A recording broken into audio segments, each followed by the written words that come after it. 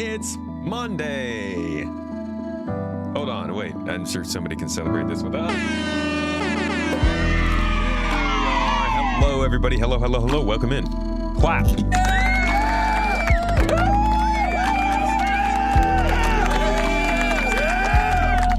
What's up, everybody? Welcome in. How you doing? Let me make sure the music's not too loud for you. I think we should be good right around there. Hey! How am I? Am I too loud? I'm still trying to figure out my audio on this new setup, so sorry if I come through a little bit cringe loud, as I learned over the weekend as a term per the kids. Good to see you all. It's been a few days, and a lot has happened in those few days, so we've got some things to talk about. I had a fantastic weekend with my family. Obviously, it was a sad time as we were at a funeral, but holy crap, it was beautiful. It was... dude, my grandpa is an amazing person. God, I didn't know him. I mean, I knew him, obviously. I got to see him probably once a year as I grew up because they live all the way over in Georgia. We live in California. It was difficult to get over there. But when I went up to speak, at the service, my goal was to speak towards the fact that I could tell that my grandfather had raised my dad with a focus on education and understanding and learning things. And the craziest thing was, like, as I'm getting ready to go up and explain this to everybody who's at the service, my other cousins are already also getting up to speak about him, and like their messages are really in line with what I was going to say. And it was such a heartwarming thing to know that I wasn't just picking some random thing out. This is what made that man. And it really blessed our family. And that's my endearing and emotional open to this stream. Welcome to Monday, guys. I hope you guys all had a good weekend. Got to spend some time with friends, family. Happy Father's Day if you're a father. I got to enjoy my first Father's Day yesterday as well. Got a whole bunch of Happy Father's Days from like random people at the airport just because they would see Belly Baby and then people and be like, oh, you guys are parents now. So that's good fun. Also some stuff's been happening in Star Citizen. Oi! Over the weekend, has it not? Has it not? Boy, oh boy. I've been hearing some things. But I want to hear from you guys first. How's your weekend? What did I miss? This is the Monday catch-up, and I need to catch up. So help me out here. Thaki, I see you in the chat. Yui, good to see you. J-Bird, my man, holding down the mod game on YouTube. Thank you. Gallither. Yo, dude. Good to see you in the chat. Brother, what do you usually do in game? Maybe we could like hop in game sometime. Kick back the toes together, as they say. I don't know who they are. I don't think anyone says it, unfortunately. But we could start it. Could be the start of something great. Krasik's good to see you in chat, dude. Arctic Wolf, welcome in. Connor Brown 07s. Grand Video. Yo, my dude. Soder Pop. We got the Soder in here. Hello, buddy. How you doing? Morning to all in the garden, Vast. Oh, it's because it's not reading out loud anymore. You didn't want to have it read that out loud, huh? Vasson said, morning to all in the garden. A thing was done over the weekend that was to change the course of history. The thing that was done was a thing that did not change the course of history, but it did turn a little forgotten place to be unforgotten for a time. There was thrills, chills, and an unhealthy amount of high explosive being tossed around. At the day of the day, it's not the history... I think that's supposed to say at the end of the day. It's not the history change thing. It was brought... It would be a thing where fun stuff happened. Okay. Bola, it's good to see you in the chat over there on YouTube, dude. YouTube, you guys, mighty active today. What a fantastic chat session we're having over here. You do a little bit of everything, which is why you run into all the bugs. It sounds like I should just get you together for some bug testing. You like, so a good old nice endearing day of bug testing is a main gameplay for all of us. Dude, I'll hit you up. I really want to get into more streams with other folks who are streaming and just like have a good time and get into some stupid situations. Only today we're always active. YouTube, you do a good job. I just like seeing a fresh YouTube when we come up. Sometimes when I take a break from streaming for a few days, YouTube takes a bit to pick back up. It's been a very nice morning. Who would have thought who does or doesn't go to a marketing event would cause so much drama?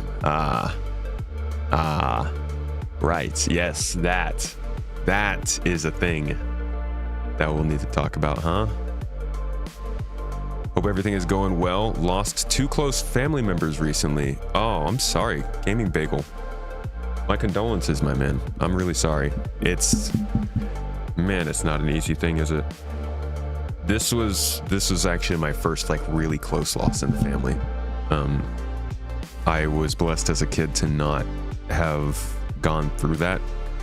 But to be quite honest, I think going through that as a kid prepares you for it as an adult, because as an adult, emotions are way stronger. No offense to the kids in chat. Y'all got good emotions. They're you know what? Sometimes you go through some things as a kid, so I'm not gonna judge. You loved seeing me in Accuse's video. Oh, on opening a gun shop. Dude, I have a good time with Accuse. And honestly, he's really just like grabbed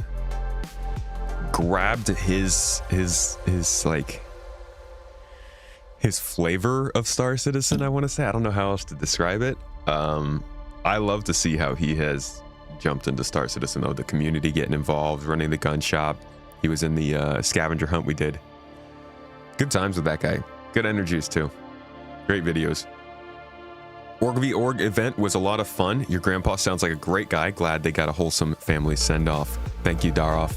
And that is something that we should be talking about. That's a pretty important thing to talk about. Is we had our Org v Org event over the weekend, and I don't know if I can like. I unfortunately wasn't there. Obviously, I was out of town for the funeral. But from what I've heard, I called in briefly, and it sounds like things went pretty well. The org was able to get Lofty over to the exfiltration zone successfully. They were able to defend themselves and keep most of the folks alive, and it sounds like it was a good fun time. Shout out to everybody who went. I hope you guys had a lot of fun. Thank you so much for holding down the name of GII and keeping the rep strong in the verse. That was, yeah, I think GII is doing phenomenal in getting more and more involved in the wider community and showing up, showing out. Let's see, co-org event.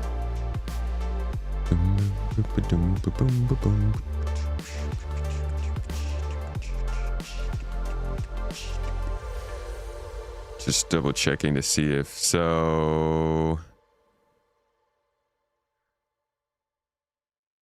I think, if I'm not mistaken, I've got most of the people here. Just trying to make sure I'm not giving up any information by showing you guys this. Just because this is more than anything, I just want to show you guys how freaking organized GII is and how great they did here. So I'm going to pull up the events screen for this, which is essentially whenever our org runs an event, we can, I mean, if you're part of GII, you know this, and this is a system that's always in flux. It is growing, it's changing. We are working on making this smooth, and we're working on making sure there are events and things for all of the different members in our org. And so a big apology if, you know, we're not hitting the time slot that's available to you, or maybe we're not hitting the gameplay that you like. If there is something specific that you like, I implore folks, go onto the event center on our Discord, tag our coach team, let them know you're interested in that, and we will try to get it running for you. I also want to say, something that you can do is if you go to,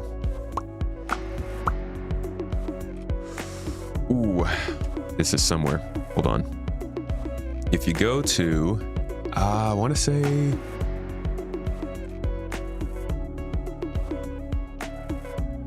I don't know where.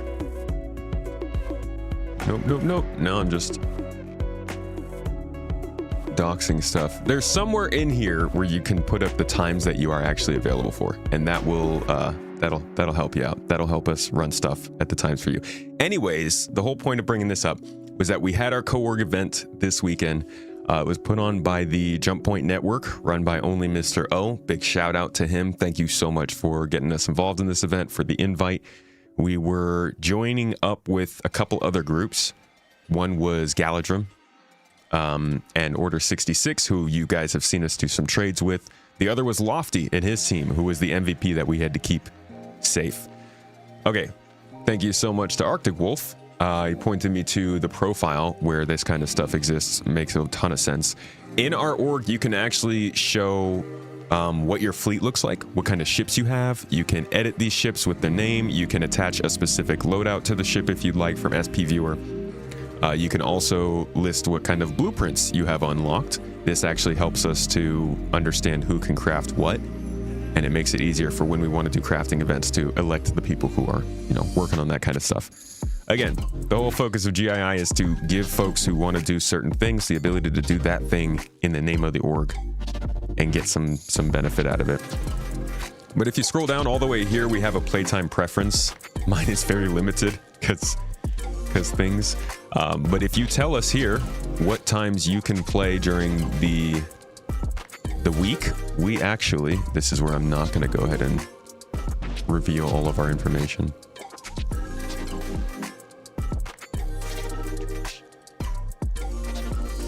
So we have a page as the folks who run the org that shows us basically a heat map of when all of our members are available. So if you are part of GII, you can see up here in the corner, right here, only 281 of the 763 people who have accessed this app have actually put in their time. And this does genuinely help us run events at better times. As you can see here, obviously the best time is the weekend on Saturday. But like generally most of our popular times are Saturdays and Sundays around 10 a.m. PST. But also, as you can see, we have people who are active all throughout the clock, all around the clock. So if you're a European member, if you're in Asia, if you just play at a weird hour, know that there are still some people who can link up with you. But this is very important. Please do this if you're in GII, and know that we are still trying to create these events to run with you. But the event that ran on Saturday, that's right, that was the whole point of me bringing that up. I'm sorry. The event that ran on Saturday had some very good organization from the folks who were running it and the folks who took part. You can see here, all of the ships that are involved in the event get listed with the members who are in said ships. Whoops.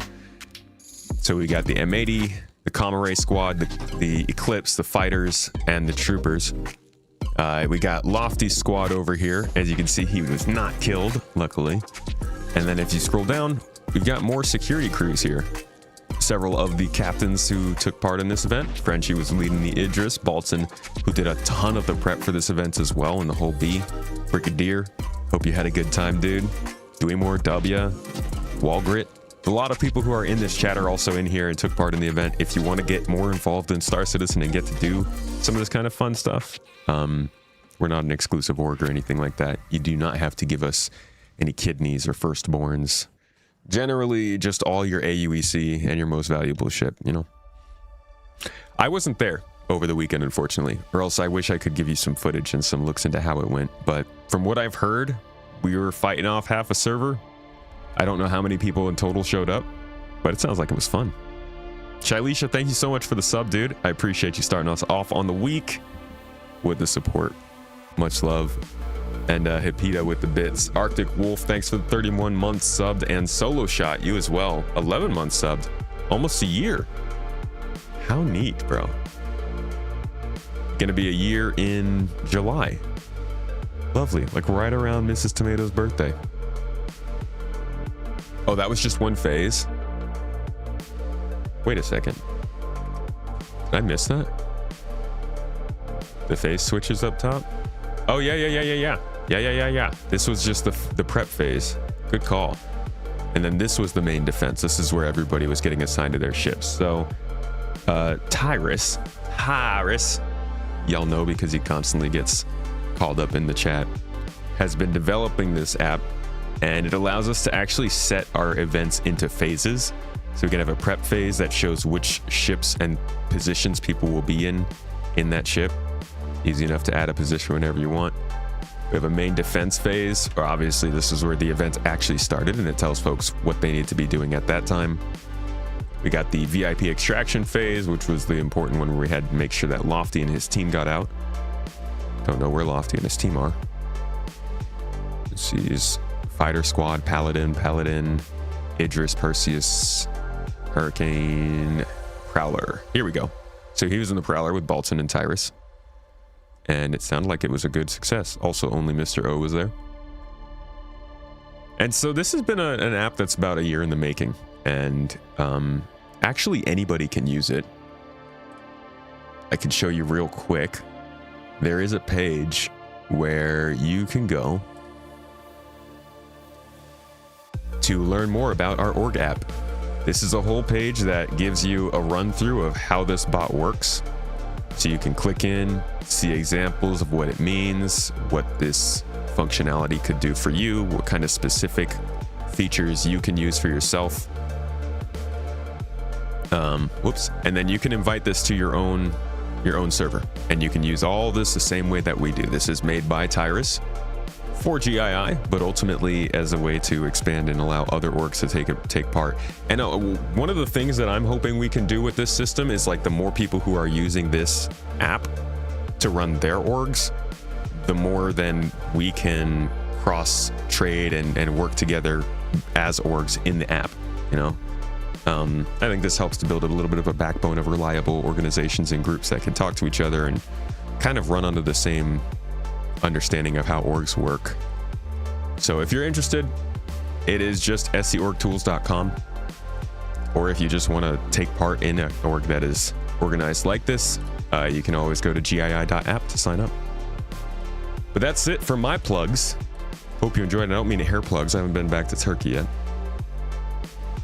You want a tactical reason to bring along your 315 scanning ship in a fleet of fighters.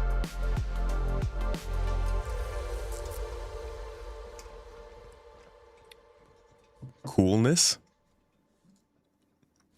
Mr. Alex blah blah re-upping his 10 stream streak. Are you on here, sir? You are on here. 10 streams. Cheers to you. You're in test squadron, but always looking for a good alt org to party with. Dude, you can affiliate with us. Throw us in the affiliate bag. You couldn't see much of the on-the-ground action from the sky, but you hear the troopers encountered and quelled several incursions. Yeah, I hear there was some fighting down on the ground in Orson, or Crusader. You believe Tyrus has more fun developing the app than playing the game, considering how many updates he pushes. Bro is the patch note king. I have to keep telling him, like, dude, I don't want to suggest things because it's like I want to find other ways that don't require him to kill himself to get them done, make the functions work. I appreciate the hard work he's putting into it.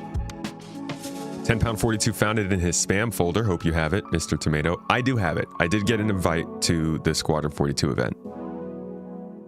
Did indeed. It wasn't in my spam folder, but it was in a weird folder that I didn't notice it at first. To be quite honest, though, I want to say that email went out like right before the funeral, so I didn't really get to look too deep into it until just like yesterday. What does the org do? You're looking for a more industrial org? We mostly do industrial stuff, but we cover just about everything.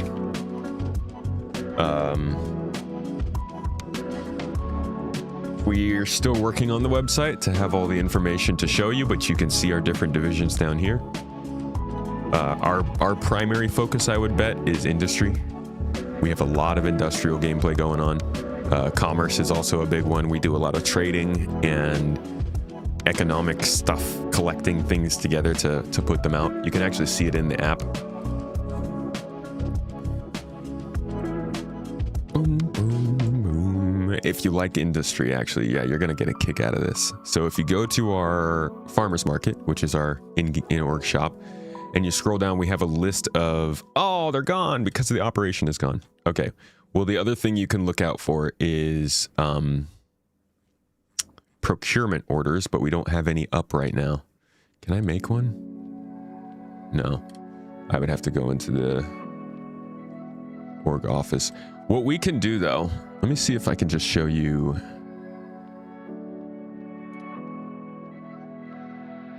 So what we can do as an org is we can make something called a strategic reserve stockpile here. And essentially, it will just give us the ability to put materials that we need to keep in stock, kind of like a standard issue target or a standard issue item. Let's say I wanted to have, God, I don't know what's something I need. We need Oratite, right? So I could just type in Oratit and it'll complete it to Oratite. Big thanks. And I can say I want to always have 30 SCU of Oratite at 600 quality. Just always in stock in the org. I put this in, you go to the farmer's market, and any member who scrolls down will be able to see it down here. It'll basically just allow you to go anywhere and find some of whatever it is that we're ordering, and then turn it into our members and get paid for it. So you can see we have a bunch of previous turn-ins here from all of our different members: some tungsten, torite, plasma grenades, celeranite, iron, and they just turn it into our certain quartermasters, who then leave it at Mike L1, and then you guys will get paid for that. So in terms of industrial gameplay, that's primarily where we're headed, but we're going to be expanding in a bunch of different areas over time. The only thing that we're not going to be focused on generally is PvP unprovoked. When it comes to like needing to go into a place to take over a base or handle our land, like we specifically want to get some resource and we need to go to battle for it, we'll do that. We'll fight people for it. But if you're the kind of person who likes to just go out and kill people randomly because sometimes you just get that itch, it might not be the org for you. At least not with that account.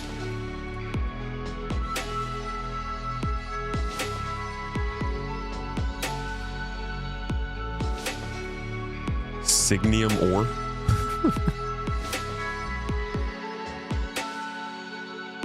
You heard GII mostly drinks hot chocolate. We're either hot chocolate or we're tea people. Rarely are we coffee, folks. Don't at me. What's up, Mecha Claudius? How you doing? Atomic Frost, good to see you. Am I going to the event? Am I going? That I have not decided. We do have an invite.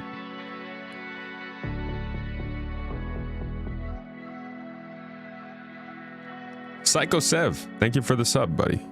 Appreciate you with the prime. We need good MMO systems so an Aurora starter pilot can earn and feel good about the power increase as they progress in the game. Yeah, like freaking comms and looking for group. That would be sick. Coffee's just really strong tea. It's dirty tea. It's okay, you can say it. Brother Graves, thank you for the welcome home. Good to be back. Glad to be with y'all. Looking forward to some more madness this week. As we get closer to, man, I don't even know where we are. If I take just a couple days away from Star Citizen, I'm so disoriented. Is it still Alien Week, technically? When does that end?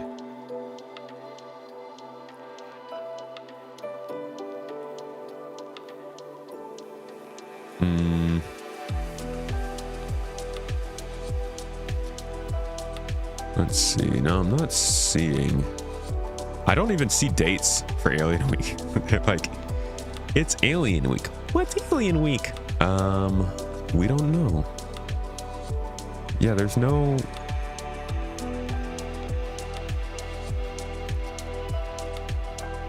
There's no real date. Wouldn't it be really funny though, since, yeah, Xenothreat is supposed to be kicking off probably this week or next week. Wouldn't it be really funny if they tied Alien Week into Xenothreat, where they did something like the aliens were more prolific flying around the system for a couple weeks, and that triggered Xenothreat to come back in?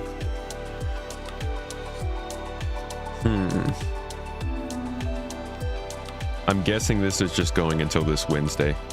Like it's just a 7-day sort of thing. It's just a sale anyways, mainly.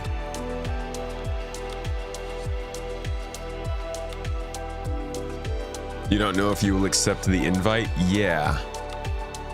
Yeah. Yeah. So there are a couple things I'm considering with going to this event, this Squadron 42 event. So I did get an invite, and I did immediately call my mom and everyone else I knew to tell them that we had finally made it and everything's real, and Star Citizen, it's done, we're good, it's golden. No, I'm still trying to decide what kind of event it is. And to be quite honest, I sent them some questions to ask a little more details. I did CIG. I don't think they're gonna give me any more details, but I thought it would be worth at least asking, because I don't know what exactly it is they're trying to do with this event. I don't know who was all invited, so I don't know what the point is. What it reminds me of is the event that they did in 2018, maybe 2019.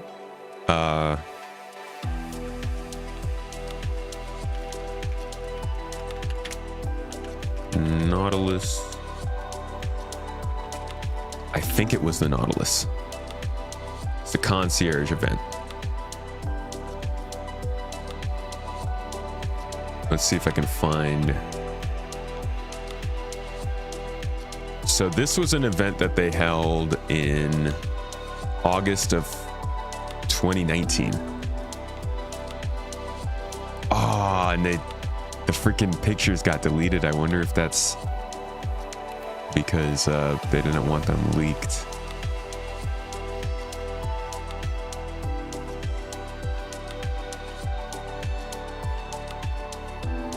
Yeah, it looks like, yeah. So it looks like they, at this event, what they did was they had concierge people had the ability to buy a ticket to go to this closed event at one of their studios, I think, where they unveiled the Nautilus ship. This is a ship that's still not in the game. And honestly, this was a pretty, I mean, you know, the Star Citizen community. This is a bit of a rough way to do it. It was a $675 ship. And it was just like they made an actual... There's got to be an article about this somewhere. I'm sure somebody wrote an article about this, like Kotaku or someone. Either way, this is kind of what the event reminds me of. An exclusive event where they can bring people out to check something out that I'm not convinced is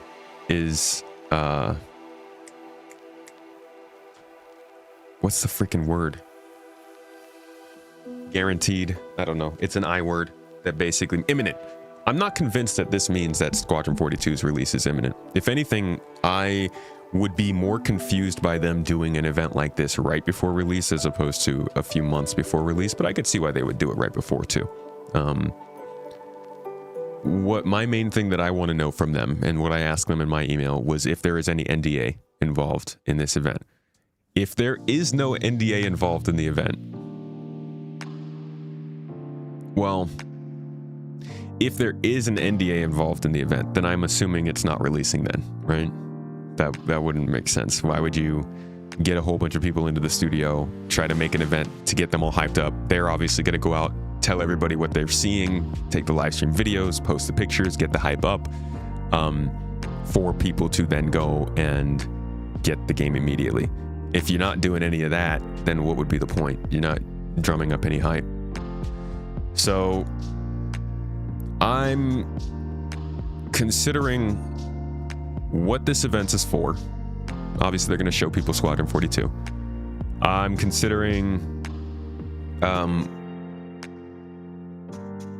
what their timeline is after this event comes out, because if the game is still coming out next year, if it's a February kind of release and this is just sort of a, hey, the game is real, you guys get to see it, get to talk about it for a few months, and that's just, we're just kind of giving you an advertisement about it.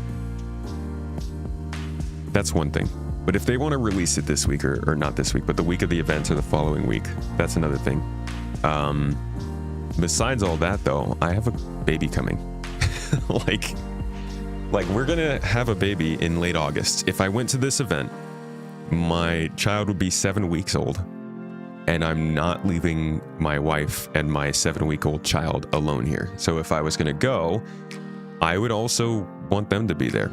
And honestly, it kind of works out because due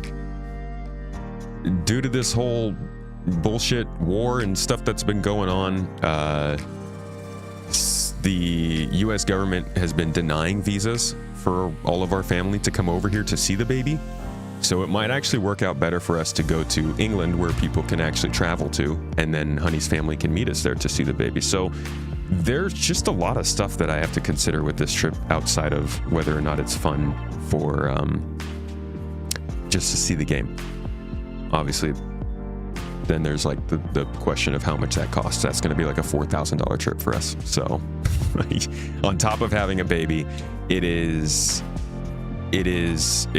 a big thing to consider, and they did not give us much time to decide on it. So I'm thinking about it, considering what might happen, what we might do, and I'm sure we'll have our answer by the end of this week.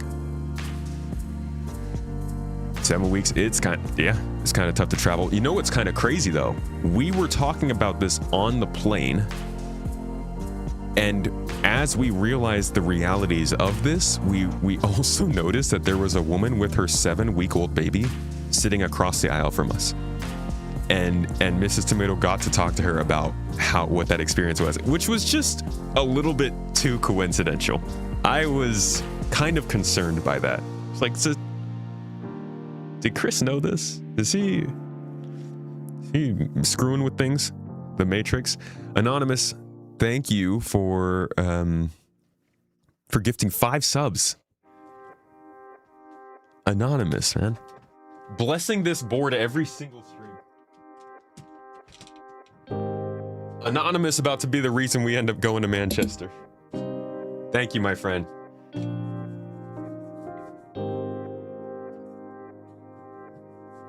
Just use my hand today.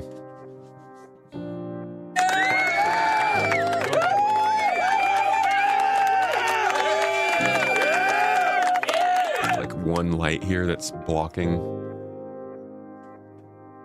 your name. Hey, what's up, Johnny? It's a sign. It felt like it, right? Crassix also.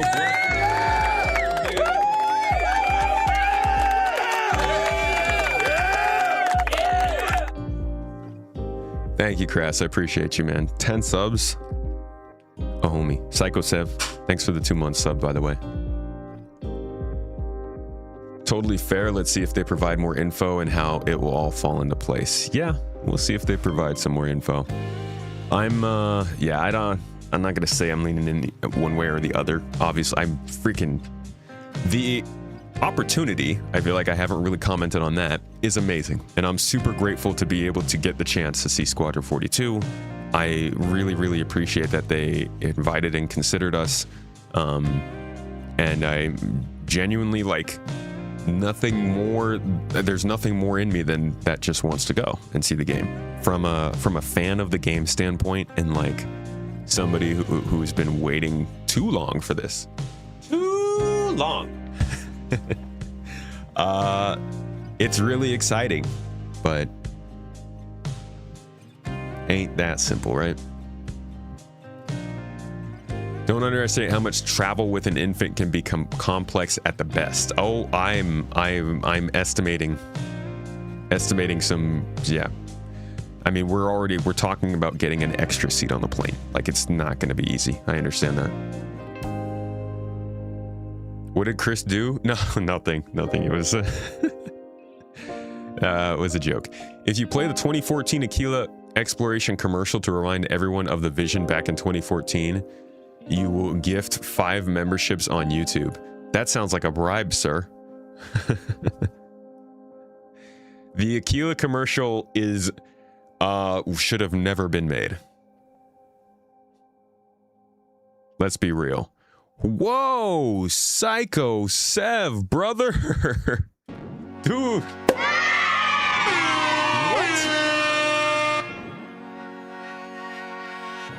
Jesus. All right, super chats. Jay Winger just said someone pointed out that the event takes place during the 41st week of 2026, possible release the following week. Congrats on life, man, all around. Thank you, Jay Winger. I appreciate you. I've heard that theory. That's a funny one. I just can't see them doing a shadow drop, or I guess we don't know if it's a shadow drop. It very well might be that they start doing the marketing in the next couple of weeks and then just lead into an October release. But it would be weird if there was no marketing and then they did this event and dropped it the next week, you know? Either way, I think we'll know by August. But Psycho Sev came in with a freaking $200 super chat on YouTube. Brother, thank you. Appreciate it a lot. Said, thank you for your in-depth videos explaining Star Citizen and development history. Been playing since November. Your videos have been super helpful in understanding that the game and its long-term development. Hope this helps with travel expenses. Shit, man. I didn't even say we were going yet. That is genuinely, that's so kind. Thank you, brother. We will see. I think if we do decide to go, I'll probably do a streamathon or something like a streamathon attempt, or not even a streamathon, just a won't stop till trip funded kind of thing. Thanks, man. No choice now. You swear this community just wants to use pitchforks or what? Oh, I'm jumping into a conversation here. My bad. When you get there, what will tell you remember? They will tell you remember it's an alpha. I actually made the wonderful joke. One of my top dad jokes so far. If we do go to this event and we do meet Chris Roberts and I do have my little baby boy, I will consider this an opportunity to get him christened.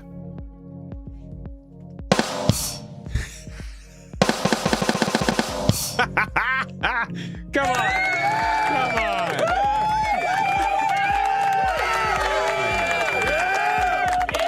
Oh man, I impress even myself. Pretty positive we'll get a Gamescom trailer and a release date this year. Gamescom trailer would be fitting. Yeah, it really would. A lot of new creators starting with the SC. People are starting to notice. Oh yeah? You seen some new ones over the last couple weeks? Yeah, and family getting to see the baby would be big. One of the biggest things that's been really difficult for Mrs. Tomato has been that we could not get a visa for our niece to come over here. And if you guys have been following this channel long enough, I know it's not Star Citizen related, but you know that we are obsessed with our niece to the point where we want her to come over here and live with us. And one of the most important things in our mind is that she meets the baby. So that is very much something we might be able to do if we head over there. You let it pass because I'm still a dad? Still dad joking in the making? Brother, I'm starting a book. I got a composite notebook. It's gonna have all the best jokes. So yeah, that's really, I don't have much to say about the event. I know there's a lot of conversation surrounding it, who's invited, who's not. I'm blessed and privileged to have been invited. I think there's going to be a lot more discussion to have about this over the next couple of months as we see more and learn more information. The biggest thing to take away from this, in my opinion, is that they are ready to start marketing Squadron. That's the biggest thing. We've been seeing the signs. We've been... Actually, that's right. Why don't we add to our list of, like, marketing moves they've been... I made the meme, by the way, we were talking about on stream. Let me pull up the email real quick that I got, because I'm going to add that to our little list of all the things that CIG's been doing.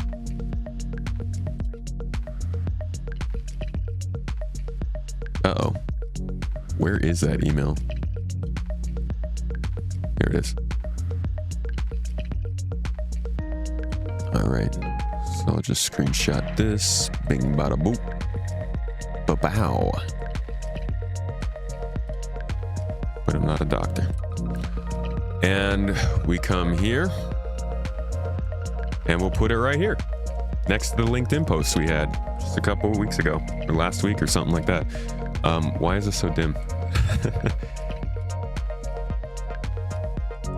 So I am slowly but surely starting to discover that the key bindings for programs are working natural. Like the coolest thing about this mouse, sorry to plug it. All right. This is a full-on plug. I got this mouse from Corsair for free. They're not paying me to do this, but I've been enjoying it. And what I've been noticing is that because this isn't just like some random buttons on the side, but it's an actual keypad, all of the buttons are pretty much keybound to all of the programs already, because most of the times they're linked to a keypad. So I can just like change tools. I noticed this on Photoshop or Affinity when I was doing some thumbnail stuff. I accidentally pressed a button and I realized, wait a second, I don't actually have to program this, which is way... I think that's the most annoying part about getting any sort of alternative control, is taking the time to make it work for you. Anyways, this is like the marketing, the slowly ramping up marketing machine of Squadron 42 that we've been tracking over the months. And I'll throw this one in as just the latest sign. They're just ready to start.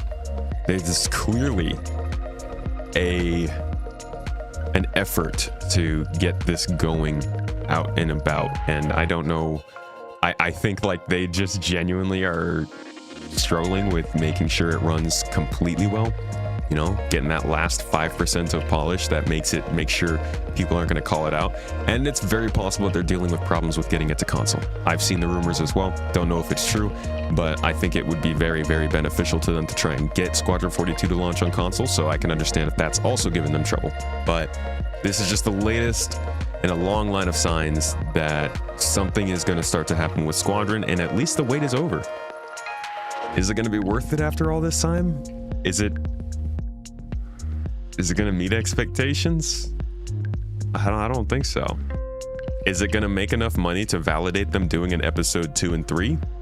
I'm sure they're dealing with those questions in their heads right now. But with the way that this has gone with just the first game, my bet's on no. This has been a freaking mess, dude. This has been an absolute mess.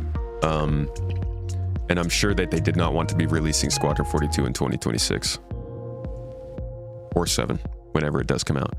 Either way, when it comes to this whole thing about invites and this special event, don't take it as any sort of a comment on your value to the project, on how important or not important you are to the project. At the end of the day, CIG likes their money. They like selling ships, and they like making sure more people sell ships. So they've probably sent a lot of invites out to people who have led to a lot of referrals, given them a lot of publicity, spent a lot of money, spent a lot of time. I'm not saying that it's all going to be equal across the board on who's getting an invite and not, but I don't think that being invited to this is going to be a big differentiator. This is what I'm trying to say. Either way, that's coming from, again, a place of privilege, somebody who did get invited, so take my words with a grain of salt. But that's my thoughts on it right now.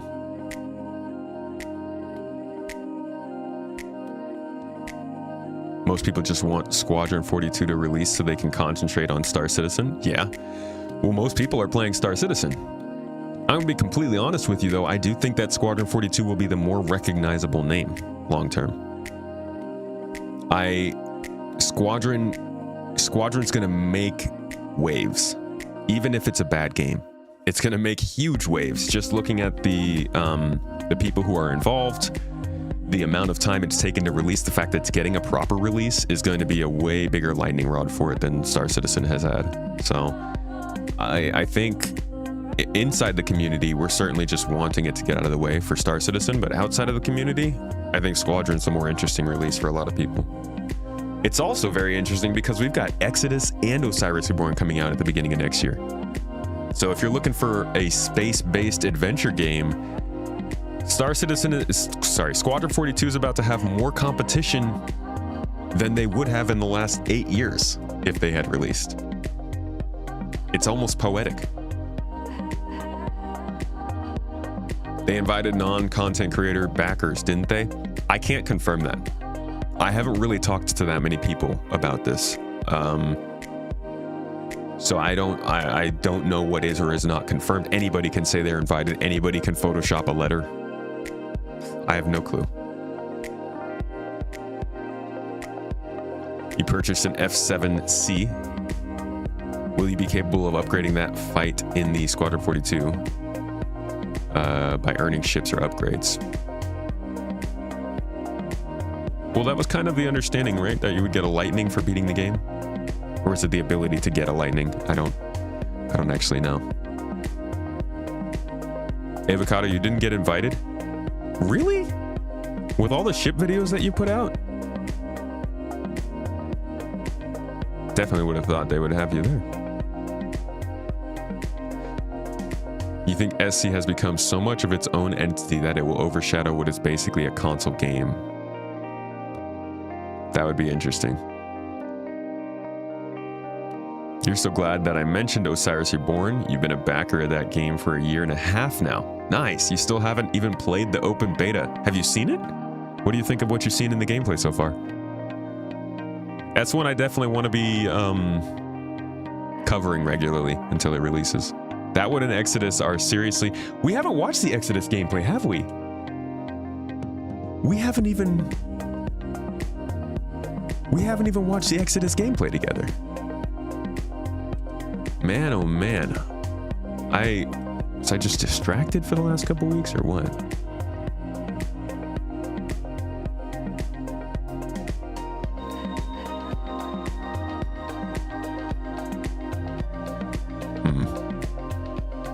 Nobody...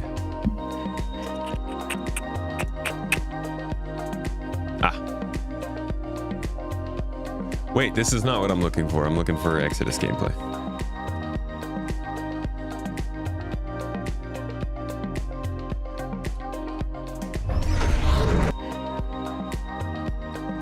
Yeah, they did like a 20-minute long gameplay reveal of this. It was pretty cool.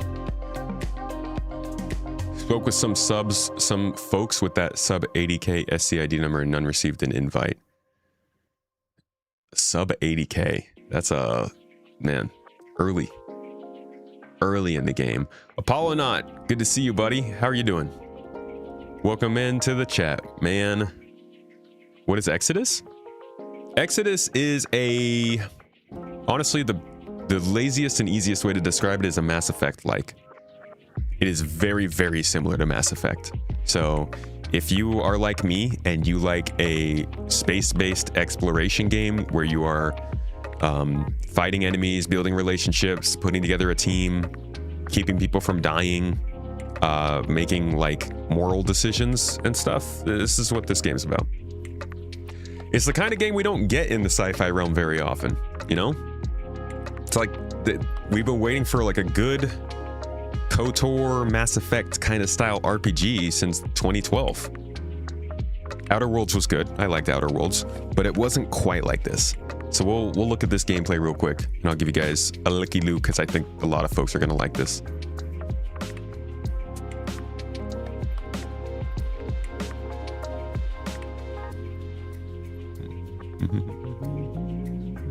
Is the ironclad camera glitch fixed? That I don't know. Good question though. Will CIG sell Squadron 42 branches with ships as game packs in the future? I definitely think that CIG is 100% going to sell all kinds of Squadron 42 game packages. Some of them are going to come with special ships. Some of them are going to come with a Star Citizen included thing. Some of them are going to come with skins that people can only access in Star Citizen, because that's how CIG knows they'll be able to get people to go into Star Citizen afterwards. There's going to be all kinds of CIG fuckery with the Squadron 42 game package situation, I have no doubt. We'll just see what exactly it is when it happens. You care about single-player space operas? Samesies, dude. I genuinely love those kinds of games.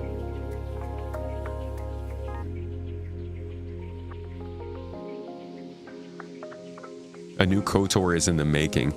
Yeah. Is that even still happening? Was it not canceled like 2 weeks ago? Oh, it was. No, kids. I know, right? God. That's frustrating. But, you know, it's to be expected. Hey, Sinkoto. How's it going?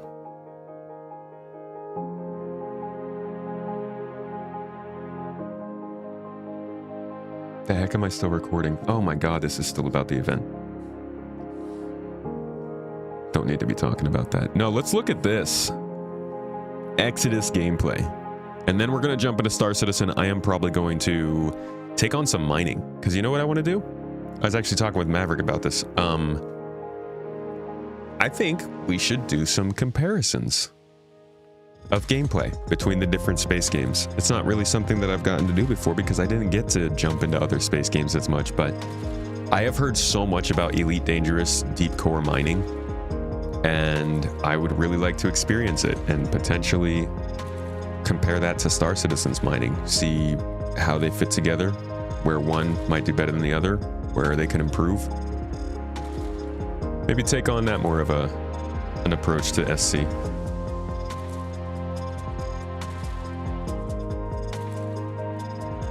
Why can't I see my Twitch chat? Twitch chat! There we go. Am I going to the event in October? I have not decided yet. If you need help with that, let me know. Oh, I'm sure you guys will absolutely make sure that we have no problems with making that happen. As long as you get your signed collector's box. Where's your crossbow? Dude, I've heard the crossbow's in. Have you not received yours yet? Round of the Avatar crossbow. I've been seeing screenshots of it, I swear.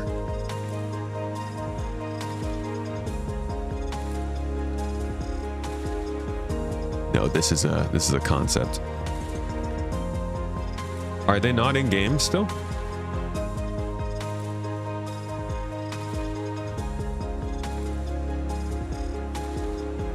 Mr. Lurch, have they still not blessed you with it? Deep core mining is some of the best sounds in any space game you've played. I mean, Elite Dangerous sound design in general gets me wet, bro. You know? Yeah, I need to RSVP before June 29th. I've got about a week to decide. I've got 6 days, yeah, and a lot of consideration and thinking to do before then. There's also the fact that, like, if we go, we have to get my baby a passport, and we have to get Mrs. Tomato a visa. So it's just many things to consider. Oh, you were talking about Fate of the Old Republic. Did that get canceled? Don't tell me Fate of the Old Republic got canceled, bro. That just got announced. Isn't that the one with Casey Hudson?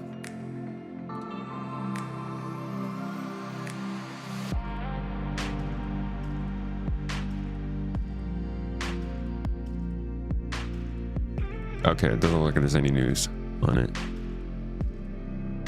I'm guessing you're just saying that was the one that you saw was being made, not the one that was canceled. Okay. Scare me, man. You scared me.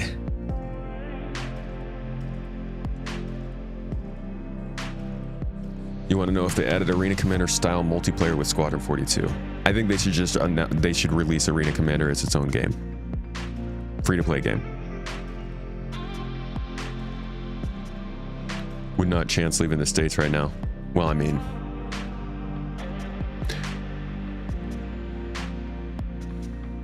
we did last year.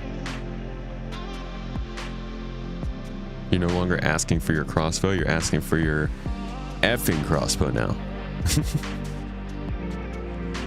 All right, let's look at Exodus real quick, and then let's jump into Star Citizen to check out the Raylan, because I haven't gotten to get more hands-on with it yet. This is as close as we've gotten to Mass Effect in 14 years. This is a single-player, story-based, character-driven space opera. You travel vast distances, you deal with time dilation, you have to see cities and people age in between your missions. You make decisions whether or not your team should die or live.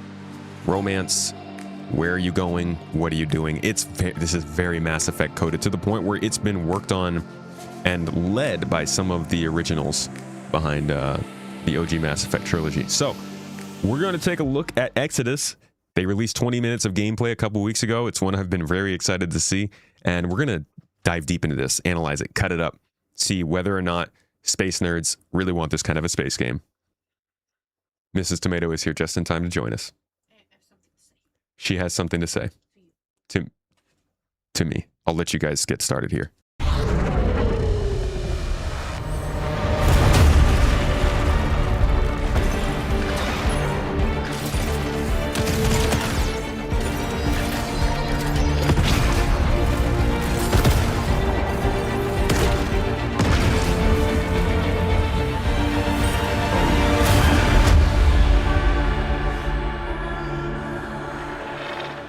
Hey everyone, I'm Chris King, Game Director on Exodus. In Exodus, you play as a traveler, venturing on dangerous missions deep into space, in search of powerful alien remnants that can save your dying homeworld. Okay, I gotta get out in front of this. Best part of this is that this is not just another space game. This isn't like... Sorry, Mass Effect Andromeda. This isn't like Mass Effect Andromeda. I'm even going to go as far to say as this is well beyond what Starfield did. They have put a lot of effort into this. I know I'm cutting off a trailer that I literally just started, but I want to show you guys this is an investment into a new game in the same way that I would say something like Squadron 42 is. In the sense that, yes, it's a game. It's coming along, well, reportedly.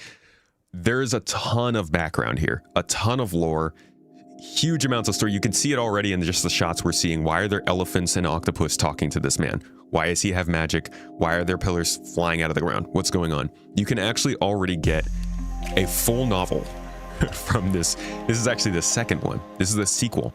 There are 2 novels now that cover this game's lore and fiction to the point where you don't need the game to get involved with the world, you know? So for people like myself who are always looking for like a new sci-fi IP to get interested in, read a book, watch a trailer, talk to friends about it, this is definitely one of those projects where you can just get kind of encapsulated in it and learn a ton about it. There's also a ton of videos about this stuff. As you can see, they've already introduced a ton of your companions that are going to be in the game. This guy is actually voiced by Matthew McConaughey, so they're doing the star power stuff as well. Again, why are there animals in these party groups? We'll get to that. It's part of the lore, though. All of this stuff is fully fleshed out. It's detailed. It is explained to you. The game is just a continuation of the fiction.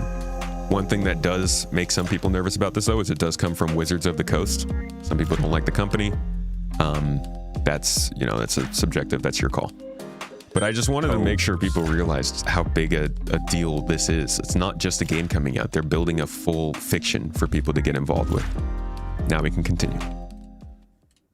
Journey to deadly planets, derelict ships, and the remains of lost worlds, while using your wits and teamwork to survive the terrifying creatures that try to stop you. Along the way, you'll choose who to fight beside, who to fall for, and who to leave behind. That's such a funny line to me. Who to fight beside, who to fall for, and who to leave behind. I feel like the who to fall for thing was just very much put in there to let people know you get romance. Okay, it's not just combat. You play as June Aslan, a lowly salvager living on the outskirts of Leiden. This is where his story begins, alongside his awakened friend Houston. June, hey, come on. Houston?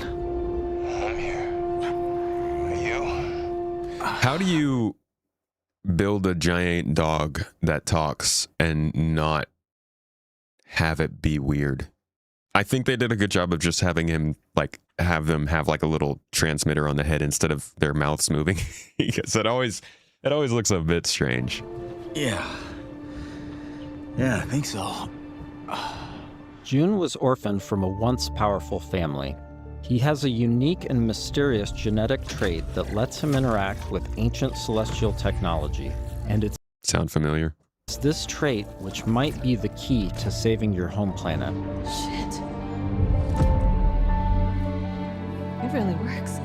Salvage a dream. You'll be able to customize your June as a male or female with several options to adjust your appearance. Okay. At the start of So they pass through that pretty quickly. Clearly there's not going to be full character customization. They're just going to let you pick some presets. I don't really mind that, you know? I love character customization. I do. I don't need it in every game. And if they need him to look a certain way for the story, that's fine. or female with several options to adjust your appearance. At the start of the game, you'll also choose your character's initial alignment, either a virtuous paladin or an ambitious immortal. Drop your weapons. Get on the ground. Lev, don't be stupid. They've got a combat mech.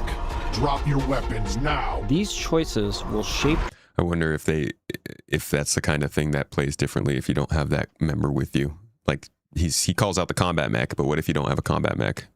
Does this dialogue happen differently? shape your character and change how the world responds to you. Listen to your friend and let this go. Not gonna happen, you mercenary scum. Brother, Let's check out some work in What do you progress shoot them with gameplay for so that? you can get a feel for the systems, storytelling, choices, and characters that make up Exodus.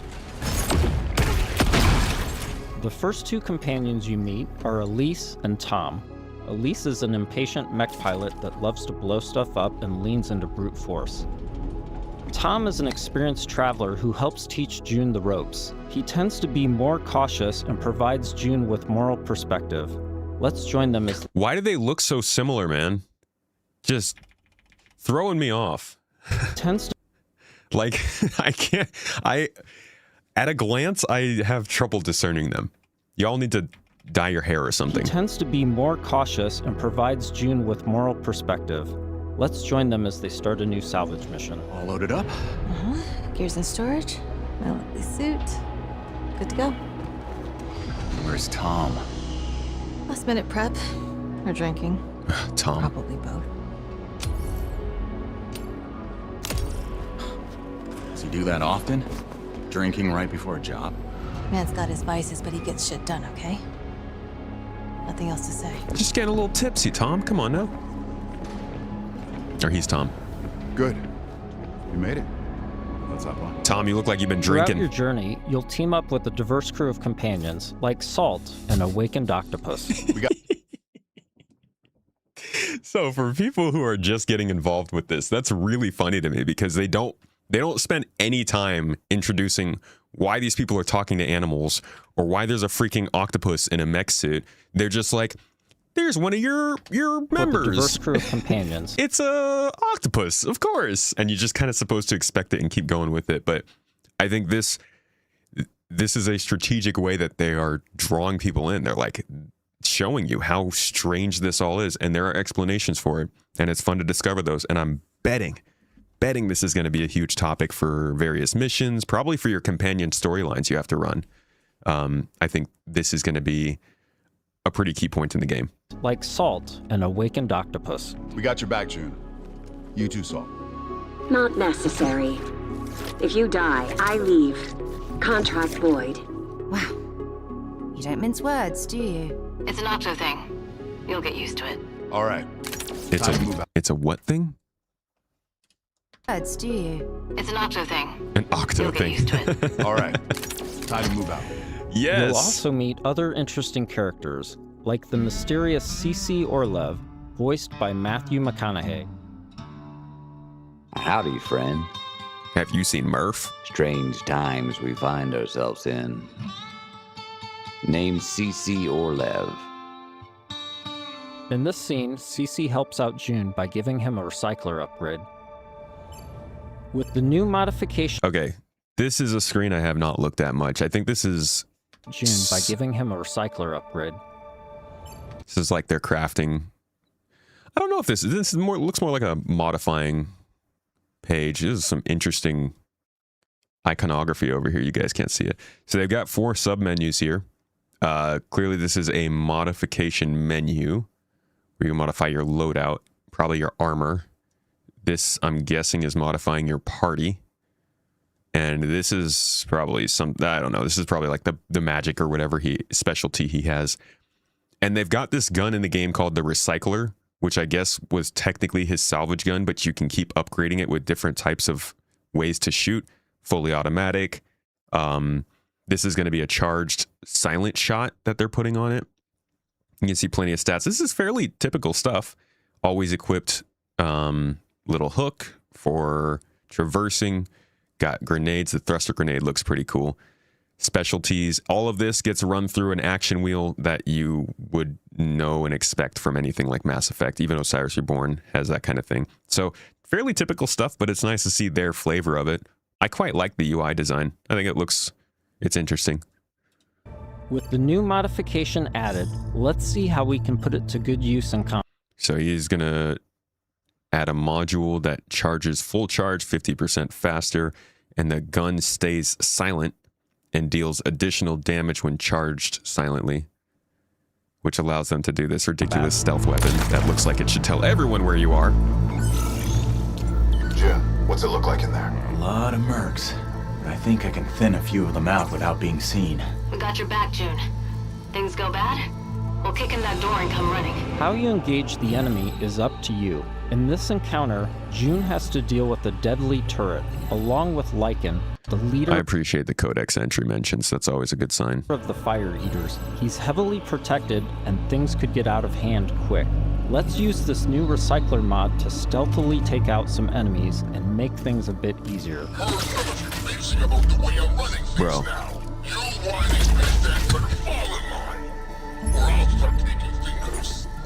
There's that action wheel. Next, let's use the Scramble Cloak to sneak up on some enemies. Luther was a shit leader. No vision, no discipline. We're going to do things. I can't stand this with games, dude. You're really telling me that this guy here is not seeing him drop down? Like, could you imagine being right there and not seeing this kind of motion? It drives me nuts because I always want to be stealthy. And then I realize after some amount of time that I really don't have to be stealthy.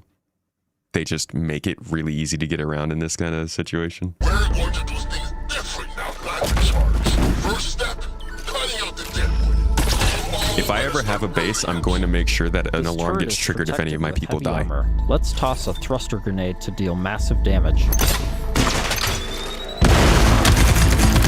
Can I be honest, guys? We saw thruster grenades in both Exodus and Osiris Reborn, and I've played with the one in Osiris Reborn. And this thruster grenade looks better, in my opinion. The way it activates and the visual nature of it in the air, I think, is easier to track. The different phases of first you throw it, then it floats, then the thruster fires and it goes. All of it looks better, in my opinion. And I think that sets my expectations. I think a lot more money's been poured into this than Osiris Reborn.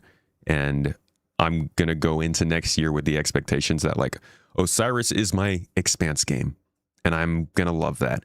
But this is probably going to be that higher AAA status sort of space opera. I might be wrong, though. We'll see. To deal massive damage.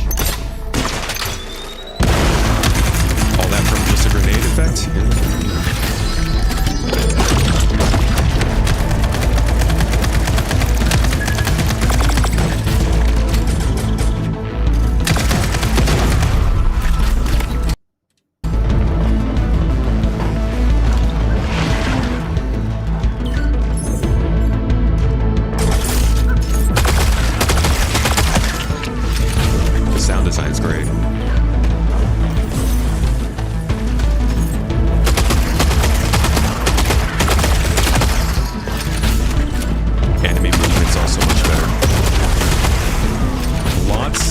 lots and lots of effects you're seeing, which reminds me of Mass Effect Andromeda. I think if there was one thing that went really well for Mass Effect Andromeda, it was the combat, and that's because they stole it from, man, what was that game we all wanted to do? Anthem. They did well with the combat there, combining elements and making those do more damage. That's always fun to do. I like to see that in the combat.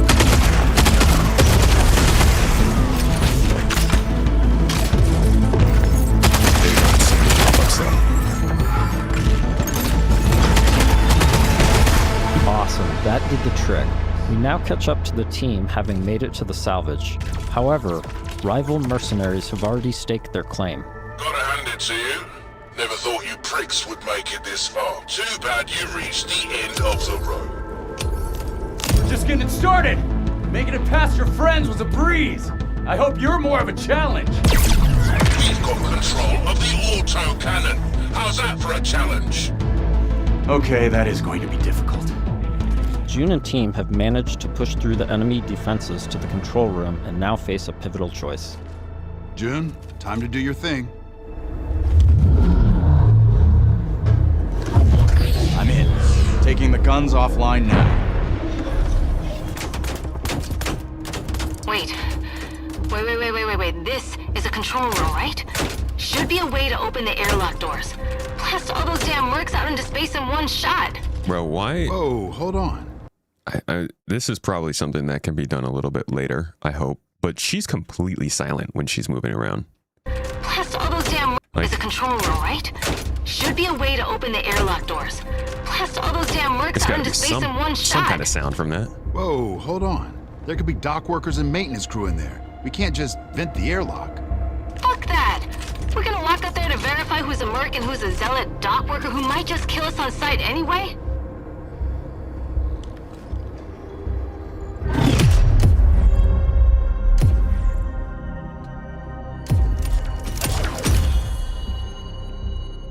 Tom's right. You can't be reckless when lives are at stake. But you don't mind putting our lives at risk? I'd rather die in a fair fight than risk killing a single innocent bystander. Whatever. I could use some more target practice anyway. Let's move. We've given the mercs too much of a head start already. As you travel across the cluster, you will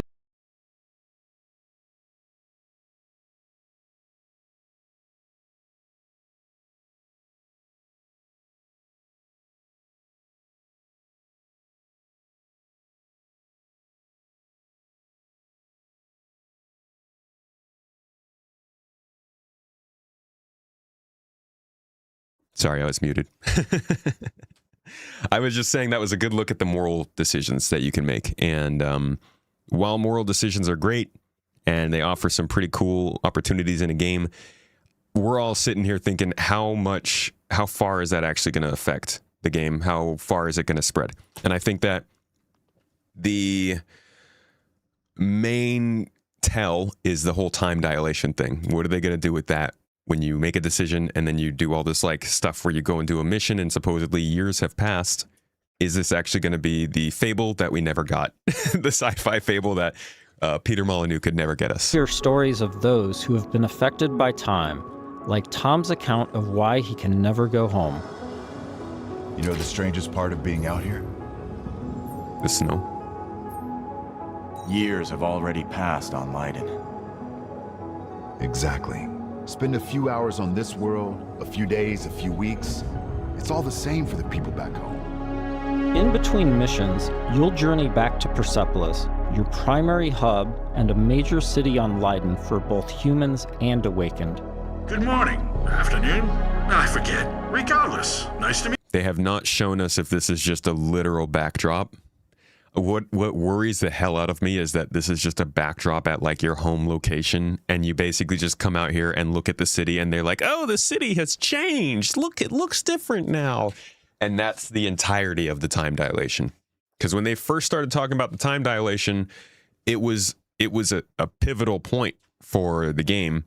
but they have really shied away from it. And I'm wondering if that's because it's supposed to be a surprise or because it's not actually going to have that big of an impact. I'm hoping we can at least see like a city center or something. And awakened. Good morning. Afternoon? I forget. Regardless, nice to meet you. You forget? Ah, you're doing the thing. The elephant forgot something. Is it better or worse if I notice it not? Here, you'll embark on new missions, experience how your choices shape the world around you, and meet new companions. What was that? Experience how your choices shape the world around you. Look at this shirt, dude. What? This would give me, I'm not even claustrophobic, and this would give me so much anxiety to wear. Like, why is my shirt touching my cheeks? And I don't mean the good cheeks. And meet new companions, like Phaedra Nath, a genius scientist and technician who's eager to help. Oh, I'm sorry. The lights, you need them, don't you? And you don't? No. The eyes, they don't work. So I built my own. Spectrum's different. External light sources are irrelevant, but it's close enough to what you would call, sight. Everybody really likes high collars in this game. The rot's grown vicious, and it's only getting worse. People call it radiation, decay, but it's so much more than that. It rewrites celestial programming, intelligently, adaptively. Intelligently? Like it's alive? Your homeworld of Leiden is facing extinction due to a celestial virus called the Rot. You'll need to travel across the Centauri cluster in search of a possible cure.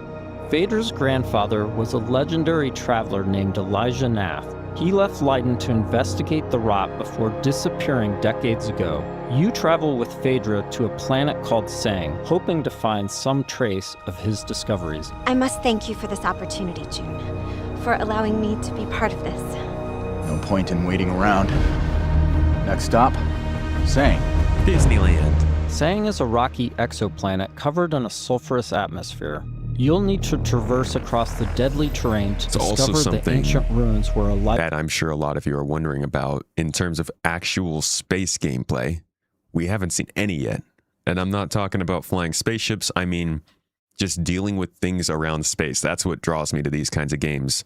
Heat, gravity, the lack of water or oxygen, like zero-G segments, really cool.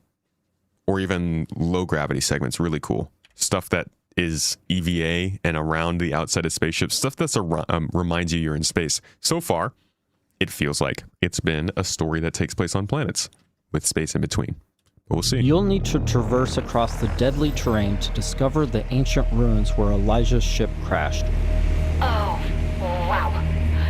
Not a dead moon at all. Okay, there were Celestials here once. How remarkable. Along with Phaedra, we've decided to bring Salt.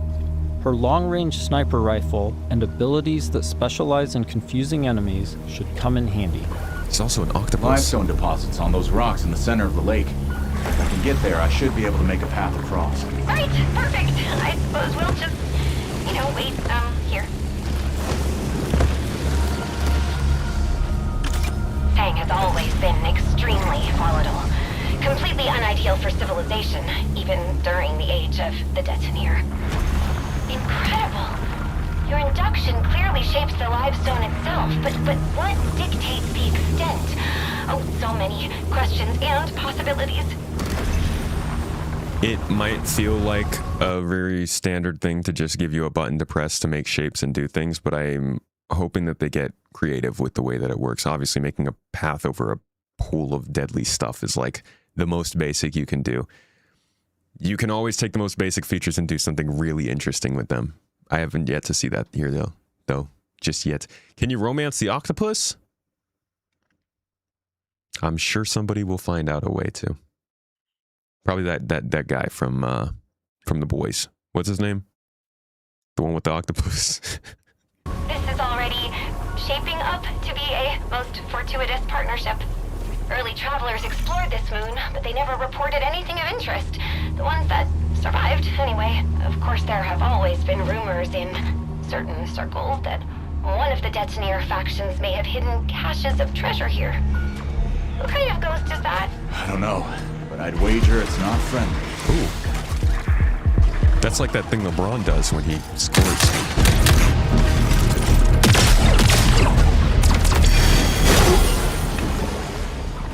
Sword gameplay confirmed. The number of ghosts is not decreasing.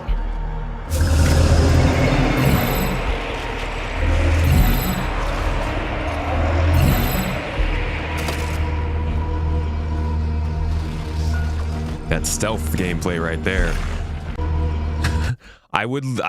If it was real life, there's no way I would do this. Like, how does he not see you? Oh, because his lights are pointed the other way. Joke's on you, Ghost. Absolutely horrible evolution can give you peripherals, loser. Guessing that distracts them, it looks like. Maybe.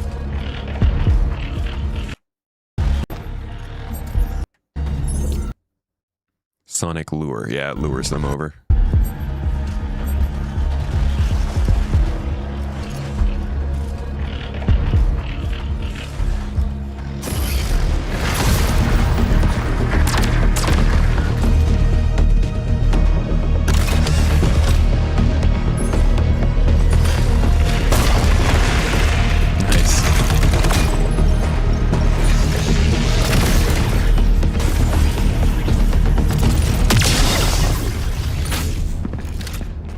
It was very, very easy to dispatch them. That door is also celestial. It looks like... Yes, this is definitely Truth Seeker architecture. I might be able to use my drone to open this door. Shall I try? This is an incredible discovery, you know? So little of Sang has been explored. Because it's, so hostile. But now we can confirm that the Detoneer Celestial did have a presence here. During missions, June will discover ancient technologies that upgrade his gauntlet, a powerful artifact passed down to him from his father. Once upgraded, it unlocks new possibilities for both traversal and combat. Biotics. Any idea what this is? I can't decipher it, but clearly... It like really screams the Mass Effect story, which is just funny because it's made by Mass Effect people.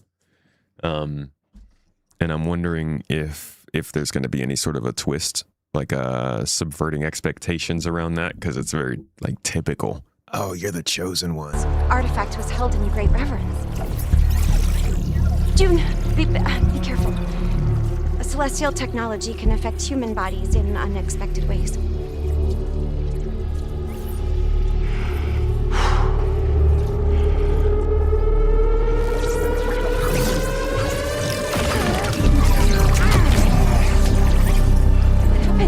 Are you all right? Fine. It took me by surprise. I've never used anything so powerful. It's just a hand. Let's see if this gets us past that bramble.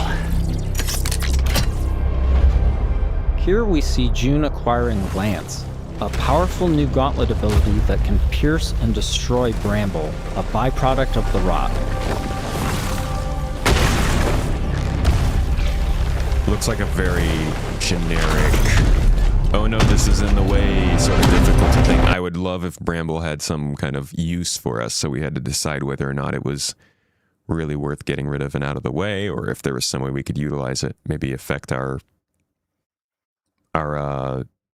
whatever the hell it's called, the celestial blood that we have in our body or whatever. After pushing deeper into Sang, they learn a shocking truth. Phaedra's grandfather is still alive and guarding a terrible secret. You were warned. I told you to turn back. I told you there was nothing here for you but death. It's a secret retirement too home. much now. Stupid, stubborn children. You unveiled my retirement Elijah secrets. has unleashed a corrupted and extremely powerful war machine on the team. Oh, that thing looks cool. Combat crab.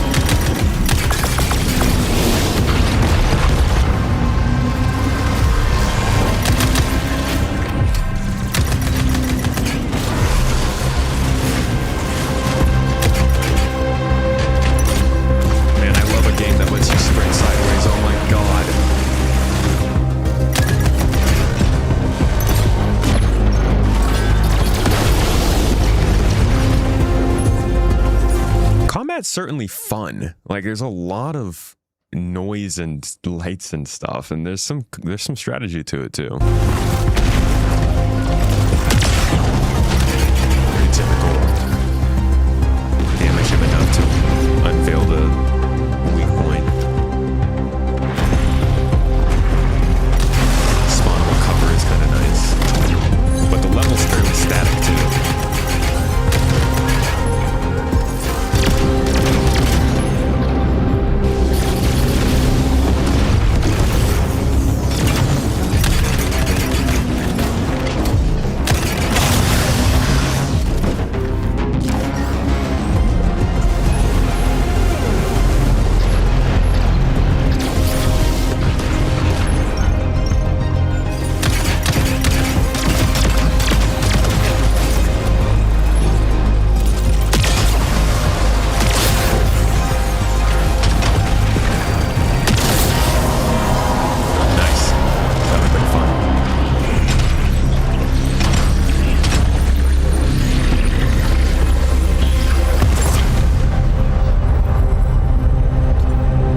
Construct defeated, June and Phaedra must now confront Elijah, hoping to persuade him to share the secrets contained in Sang.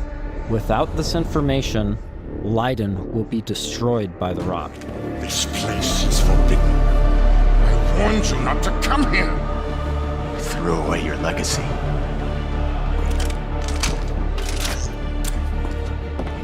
Phaedra! Elijah, please. Whatever you are afraid of, the answer isn't more bloodshed. I need a promise. A solemn oath. I cannot stop you from claiming the secrets of this world. But my dynasty will be no part of this. Elijah. Classic Thanksgiving table drama. What are you doing? The Nath bloodline ends here, my child. With me and with you. I will take our dynasty to the grave rather than allow it to fall to the sway of Orion's spawn. I don't want to kill you. Drop your weapon and this doesn't have to end in bloodshed. But my dynasty ends here.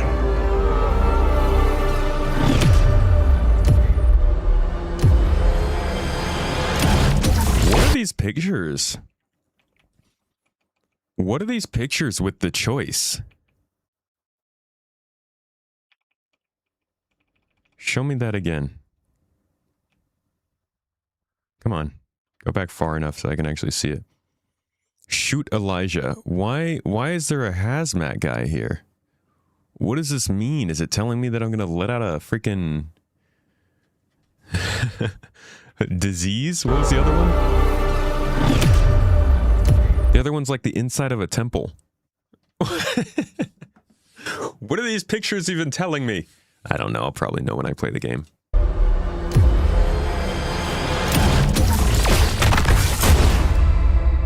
This has been a small peek into the larger world of Exodus. We're in the final stretch of development now, and we'll be sharing more details all the way up to launch. In the meantime, wishlist on your favorite platform now and become a traveler today. I'll become a traveler when the game comes out.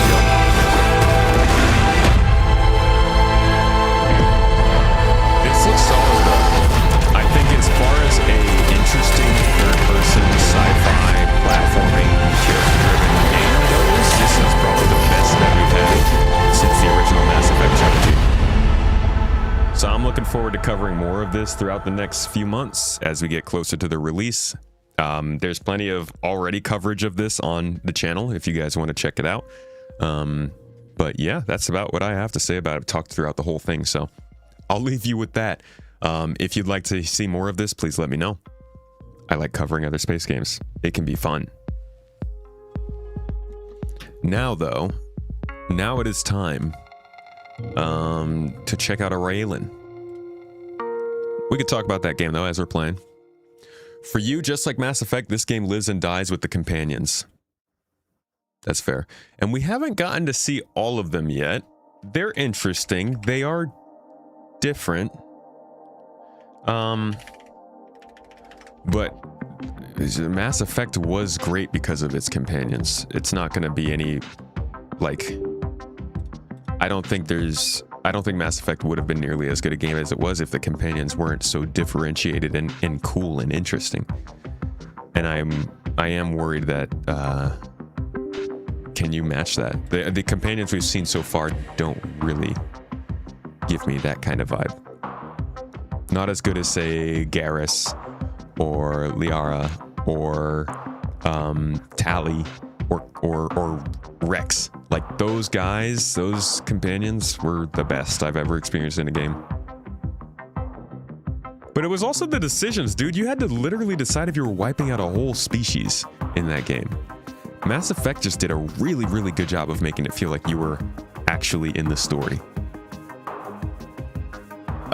Couple subs during that. Thank you so much, RoboFett. Appreciate you for 3 months subbed up at tier 1, and Tech Hunter. Thanks for the Prime sub. Much love, guys. Hope you're enjoying the stream. Twisted Creon. Appreciate the content, dude. I appreciate you. Thank you guys for dropping subs on the channel. I'm sorry I missed you before we started that gameplay, but y'all are awesome. Oh yeah, Morden. That's right. Morden also was like, I think Morden was the same kind of character they're trying to do with Phaedra in Exodus. But Morden was interesting because he was kind of a genius with very strong convictions and little empathy, which can lead to some very awkward decisions. Love the streams, love the YouTube vids. Well, thank you for watching them, man. I appreciate you being here. Cool name, by the way. You never played Mass Effect, you always wanted to, but over time your patience for single player games has dropped to very low numbers. Why is that? Are they boring? What about Samara? Samara is great. I was mainly looking at the first game, considering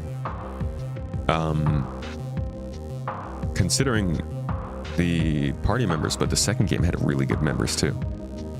You had Jack. Was Samara second or third game? Don't really remember which one he was. Or she was. But yeah, Jack was really good. Samara was pretty good. Thane was interesting. I like Thane. Obviously, Liara's story just kept going. Actually, Liara as the Shadow Broker is one of my biggest like, what's the word? Influences for what I want to do in Star Citizen. Just get a big ship, park it out in a storm, collect all the most interesting information, and just off from everyone else and be like, come to me if you want something, otherwise leave me alone. Hux, a treaty renewal called vital by Imperator. This a new loading screen? More human pilots are choosing Xi'an ships. Senate debates Xi'an mutual aid clause. Xi'an couture robes turn heads at Prime Fashion Week, and Xi'an phrases every human should know. You guys notice how they're not doing any more gameplay leaks in these loading screens?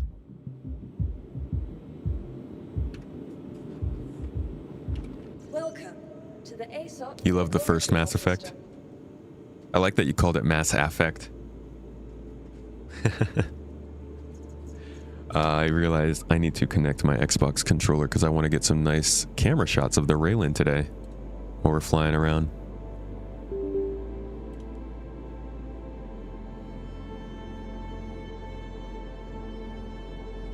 Why?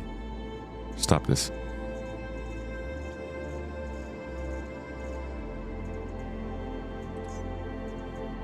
Your vehicle has been moved to our storage room. Your vehicle has been delivered to the following location.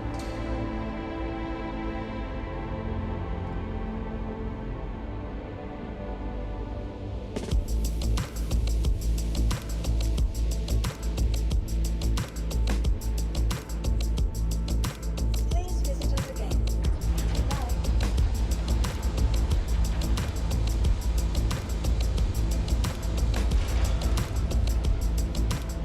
There is no narrative on the loading screens after the whole thing about comms relays being hacked. Yeah, they literally realized the issue with doing that and stopped almost immediately, which is, I didn't say multiple GPUs installed.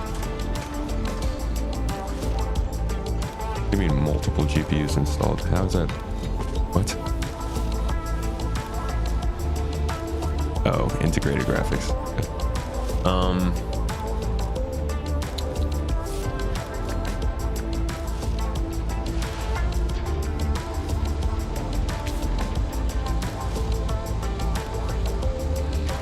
Please just connect. Man, I hate trying to connect Xbox controllers to computers. It never seems to work very well for me.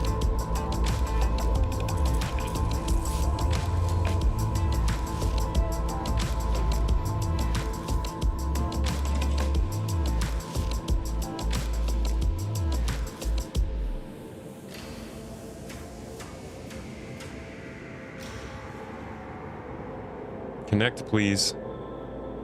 Anybody ever try to do this and just give up? That's generally what I do. Pretty sure I just turned my Xbox on downstairs.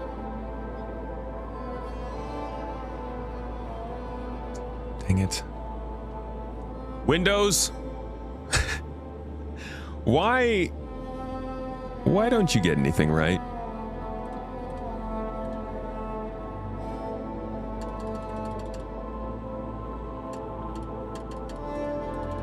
Look, everything involved here is basically run by the same company.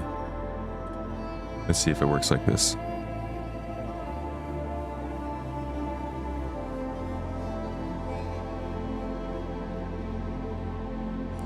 Nope.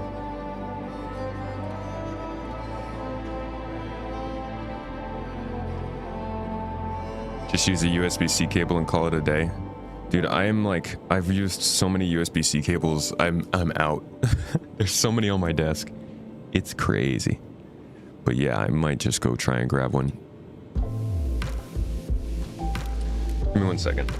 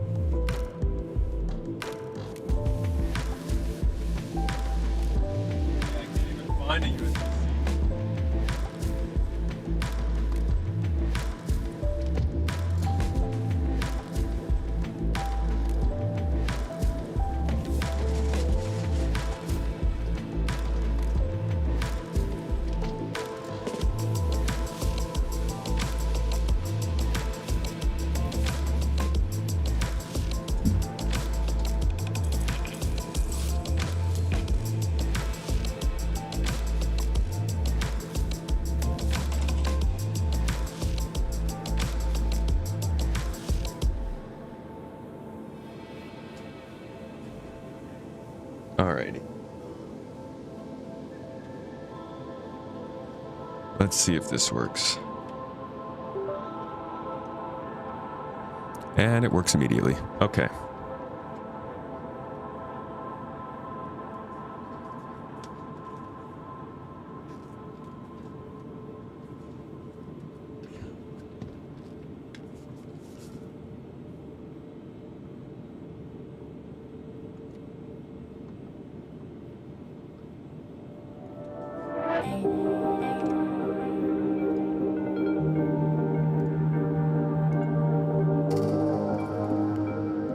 Okay, sorry, that was a lot of confusing complications. Anybody else, when you plug in an Xbox controller, it's just always vibrating constantly?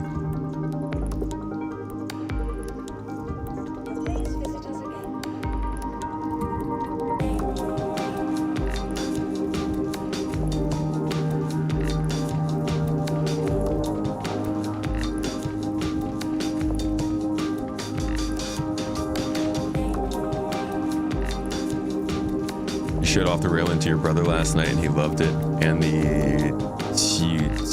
Louis.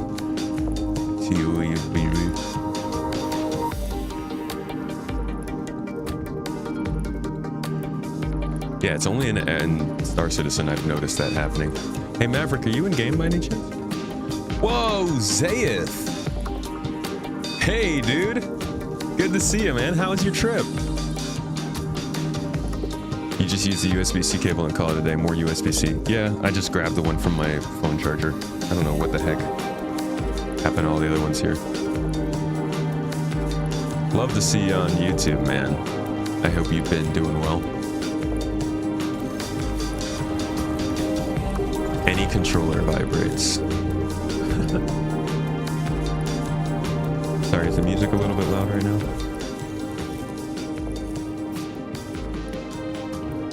Glad you like it though, Solo Shot.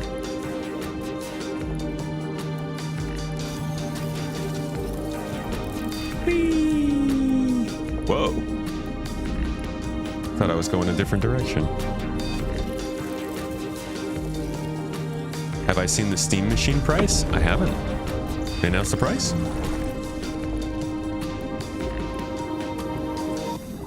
That's exciting. Now I must see it. 1,049.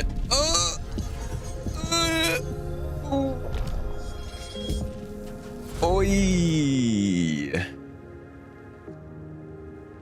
$1,049, dude. Oh my god.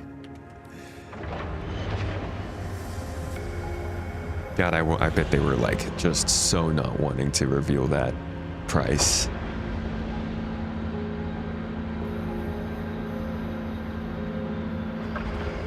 Holy crap, dude. What do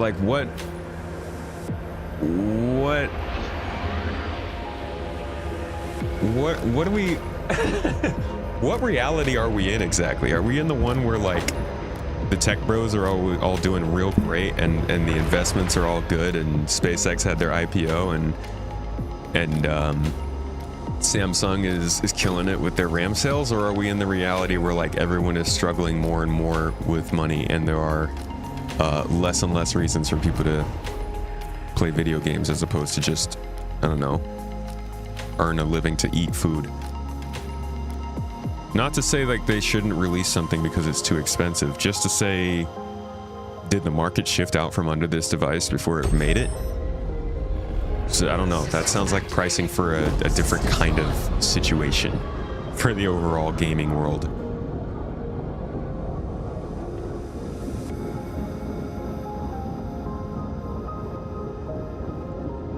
You could buy 5 Steam machines for an Odin. Yeah. I mean, I'm more blown away than anything by the way people spend money. And that's not to say that they shouldn't spend money the way they do, just more so it blows my mind how much disposable income people have. $1,000 gets you around 16 gigs of RAM nowadays.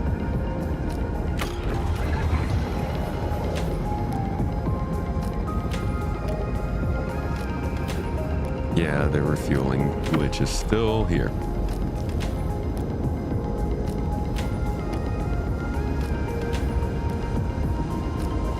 Oh, yeah, it's getting like harder and harder to play video games.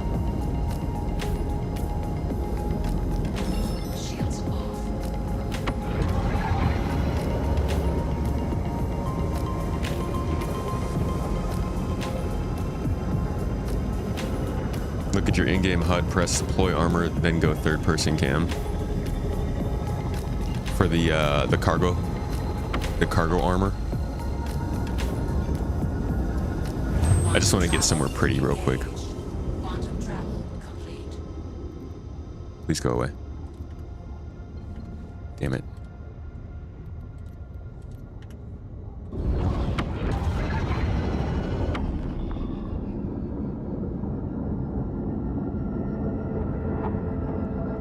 What? Man, quantum travel is so dumb. I jump to the station and it takes me so far away from the planet that I can't jump to any other places on the planet. What are you doing, Star Citizen? Twisted Creon. Oh, I said thank you for that sub. I'm sorry. I thought that was new.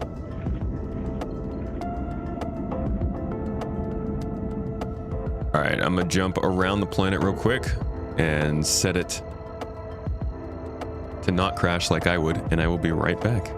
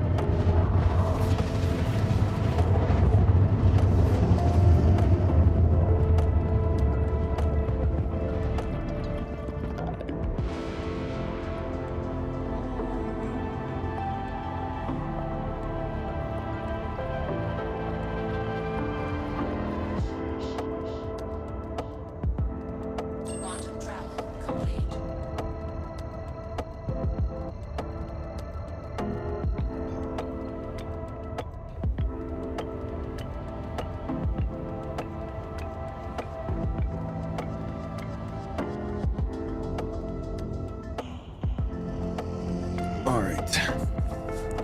Just went to go check on Mrs. T. Oh, Zayat, dude. It's a secret. Gifting out 20 memberships, Zayat, to the chair. I always appreciate that, man. Huge shout out and thank you to the cool people here of Toes Gang. Amazing people in the stream right now. I know how much you guys care and why you came, and genuinely I really appreciate that this chair has so many friends in the world. Thank you. Someday hopefully we can be friends too. Do memberships for me, Zayat.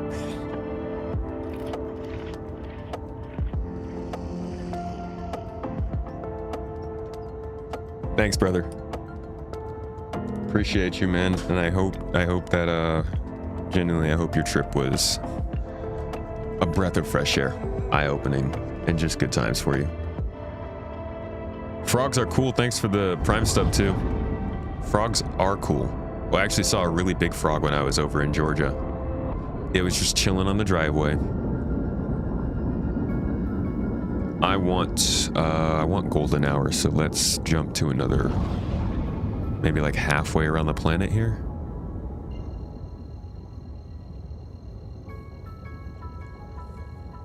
You remember reading about our Russian guy recently who was building his own RAM DIMMs to get around the pricing?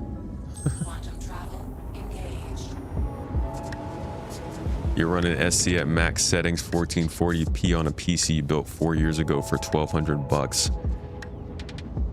Building a PC for $1,200, man. Might as well just rob the store. Whoa, whoa, whoa, whoa, whoa, whoa, whoa, whoa. Far.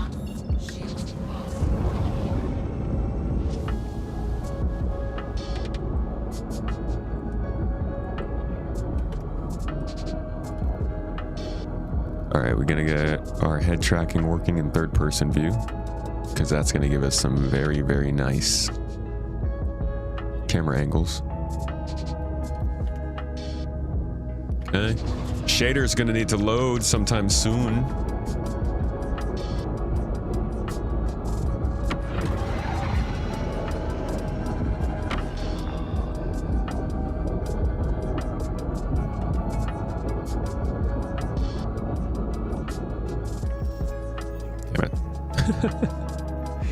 Oh, look at my freaking keyboard actually working, huh?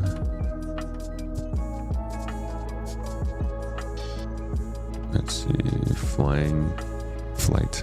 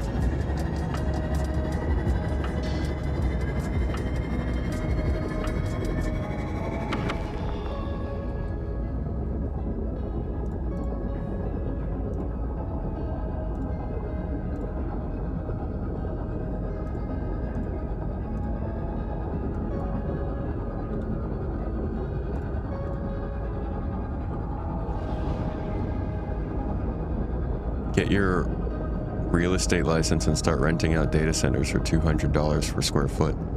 That sounds like too much work. Can I just like buy an AI company? Elite is releasing their first ship with an interior. It's a snubcraft. I've been seeing the rumors that they might actually be doing that. If it actually happens, then I am going to start making videos about Elite Dangerous, because that is a legitimate shift and a proper response to the biggest complaints about the game for years. So if that's true, I'm going to start looking more into Elite Dangerous for sure.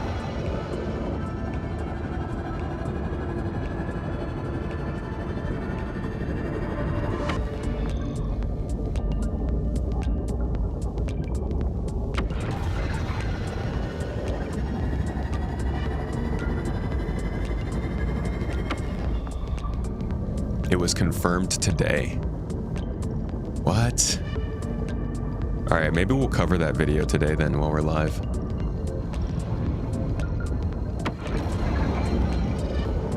Elite's doing ship interiors. You left Elite for Star Citizen? Can I bring you back?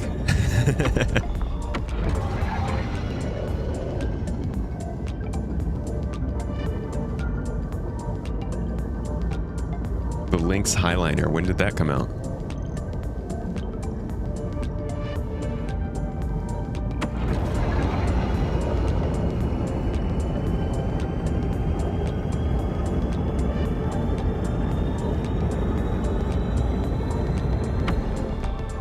Your all-in bet did not pan out, so technically you just got what was already coming. What was that?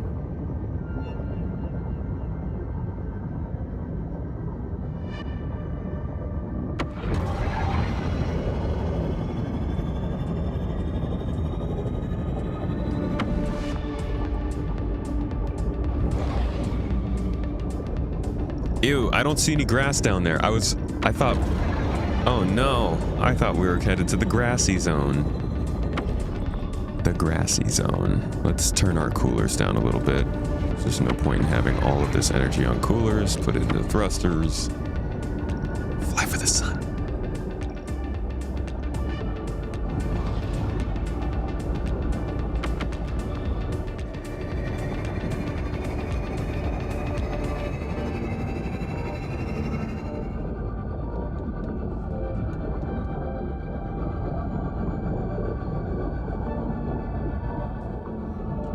Sorry, I'm moving around a bunch because my controller disconnected from the computer. Literally plugged in by USB-C and it still isn't working. There we go.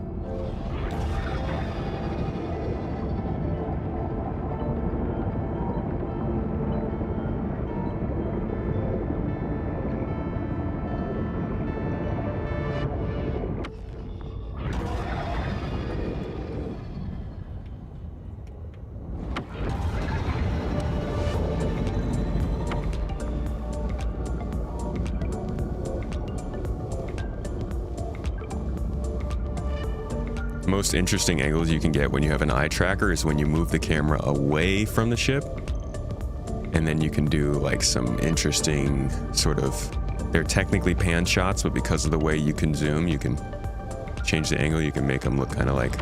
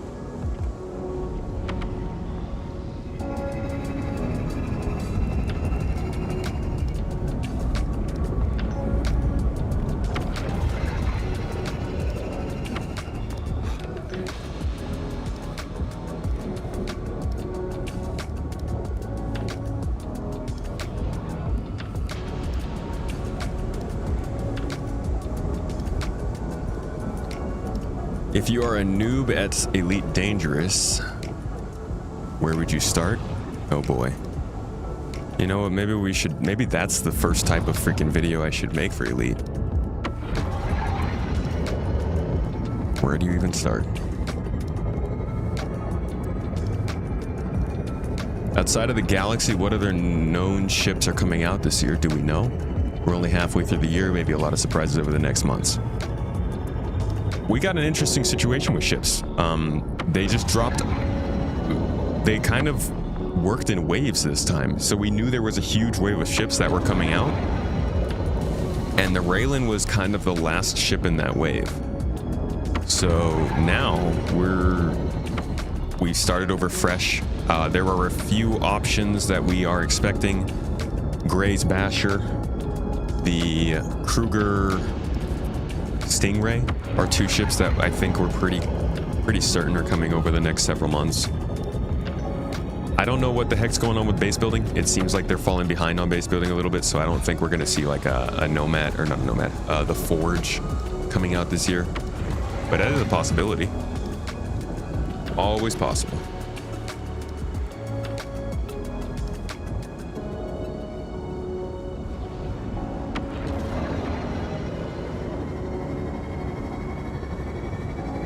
What the? Is that Maverick? Okay. It's like, what in the world?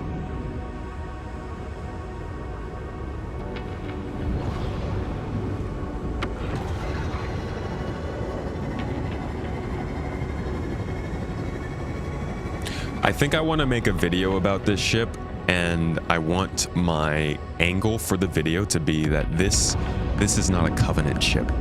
I almost want to shoot the ship with just close-up shots of all the details so that it looks like it's a Forerunner Covenant ship, and then we back out and it's the Raylan.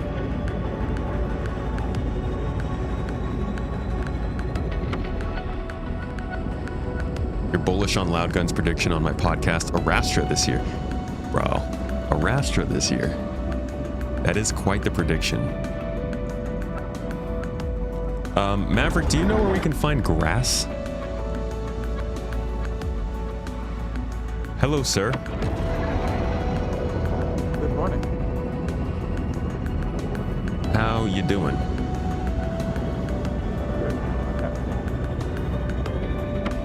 Hold on, talk again. I want to make sure your voice is actually coming through. Like this. Yeah, okay. How is he for you guys? You guys can hear him okay?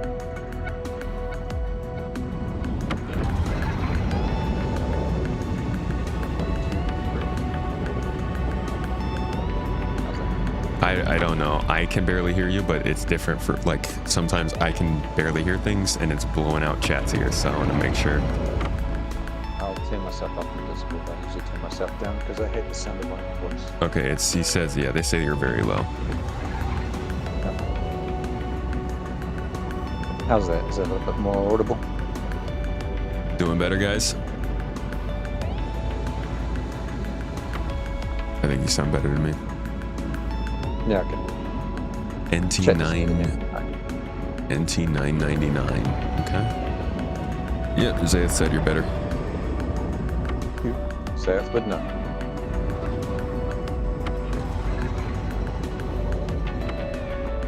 Yeah, I'm hoping we get the Expanse this year.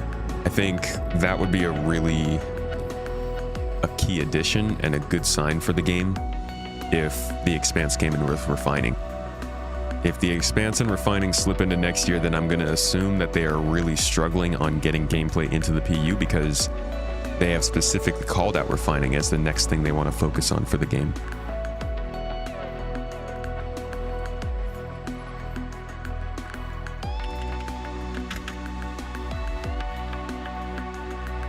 These are all far away, Avocado.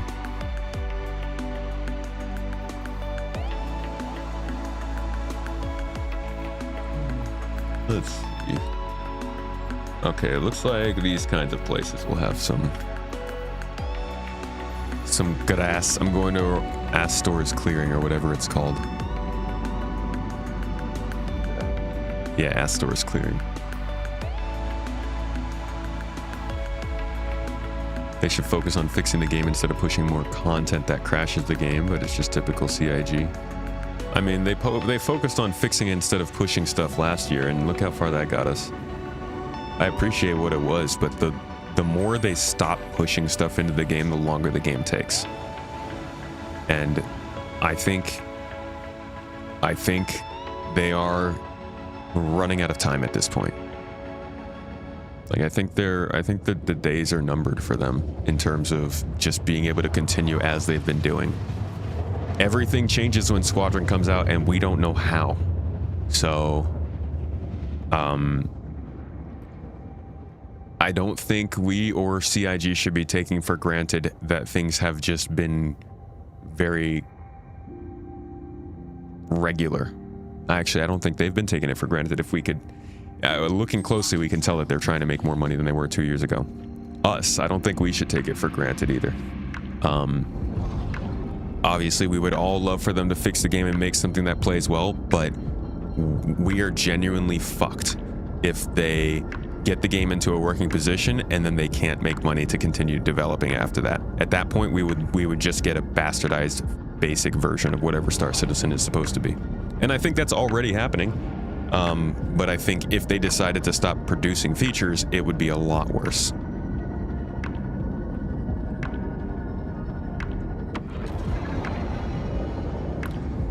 At the same time, I do agree that live needs to be made more stable.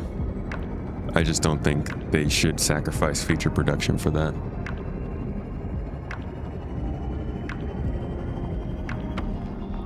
All right, we got a forest down here. We can take some nice shots here.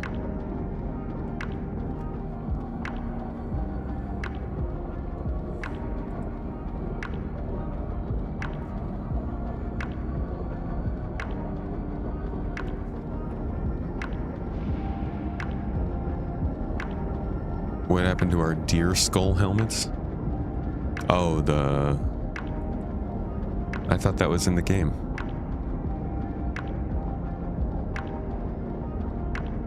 Do I know if CIG is going to implement like an in-game roadmap for various jobs to unlock the crafting blueprints?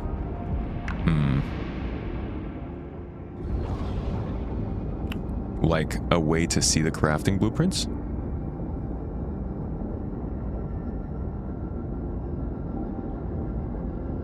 Bugs are going to happen in development, whether you prioritize the fixes or second, they'll still happen. May as well push the content first.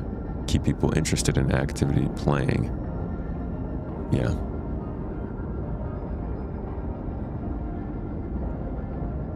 Crassix, you got all the blueprints? Jesus, man. Do you feel fulfilled? You have the feeling that more new features come, the worse it gets, but maybe you're just mad at the moment because 4.8 is barely playable for you at this point. Well, I would say that the game is still more playable than it was at the end of the 3.x cycle. So it's not necessarily related to the amount of features. I think it's more related to the time they're putting into them. And in that, like, I agree that features make the game more unstable. It's just natural. It's just going to happen. I just don't think that stopping the features will fix the problem. I think the game will still be unstable. Whether they are trying to just make it playable or they're adding features, as soon as they just start moving again, it's going to be unplayable again. And we'll just be 2 years later down the roadmap. And at this point, I don't think that their main focus is keeping the game playable to the point where it looks good. I think their main focus is staying in business. I think CIG is in a more precarious funding position than we originally thought.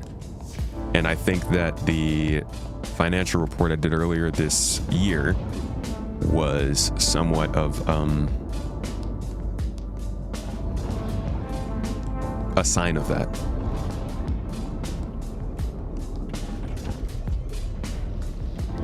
God, I love this song.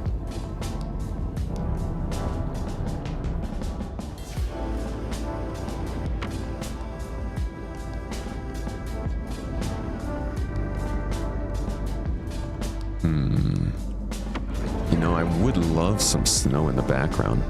Are there any snowy mountains around here?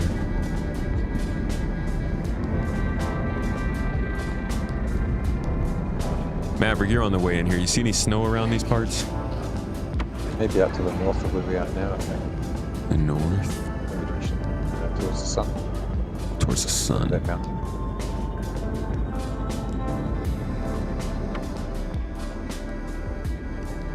We had our in-game guide, Ava. He knows where all the microtech spots are. Yeah. Oh, there's some snow. Saying it. Just saying. In-game guide, Ava, where you at?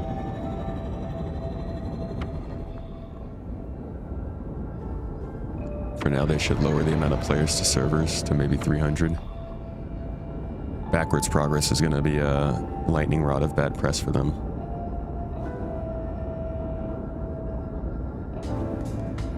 Hey, Benefit Man.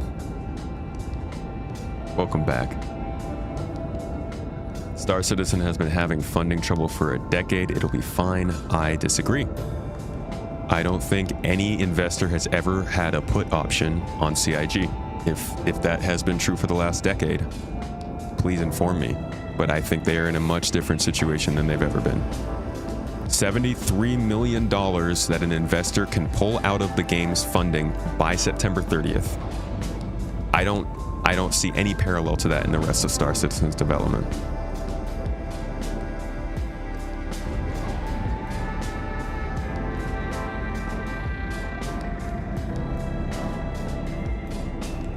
Yeah, I'm gonna head over to this big patch of snow over here. Why are you saying that the funding is having trouble when it's taking off like no tomorrow? Did something leak recently? Nothing leaked. It's the same stuff I've been saying. I told you guys about the guy who quit in May. I've told you guys about the put options and the ways that the finances looked after 23 and 24. We have all covered on the stream how they have clearly been trying to make more money lately in different ways. I think it's just a natural conclusion. And the more I talk to the devs who have left or anybody else, the more I'm like, oh, where are things going?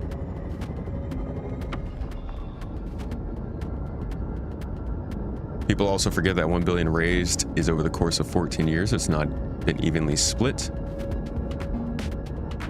If there were, it's only 70 million a year.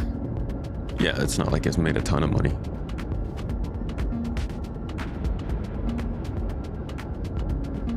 The last financial report was a bit of an eye-opener. They definitely need more money. How can they need more money? Don't they keep breaking funding records? Dude, I don't know. I would love to answer that. They spend a lot of money on employees. They have like the most straightforward explanation that I had in the video I released was that they had some $5 to $10 million in the bank as of the end of 2024, and as of the beginning of 2025, their investors had a put option that was originally worth 33 million and now maybe worth 73 million pounds.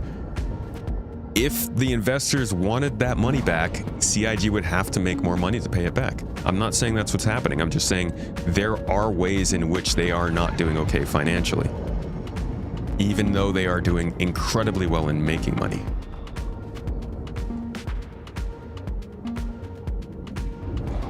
It'd be great if Squadron 42 does well enough to pay back those investors so we don't have that sword. Yeah, I think so, and I think that the plan was always to have Squadron 42 bring in the money to pay them back. That was kind of where their investment went originally. Oh, look there. Sorry? We had someone join us. Hello, it's me. Hello. We know who it is. Hello. You come to deliver us to the promised land? I can come and have a look at the planet with you, yeah. All right. That's the thing we don't know. We know it was on the financial report. Since I put that video out, I've had nobody has been able to tell me why that put option is not a risk. I did have a financial VP on the podcast to talk about it, and even he said that it was not a risk, but in my mind, that is money that's owed. And I don't see any way around that.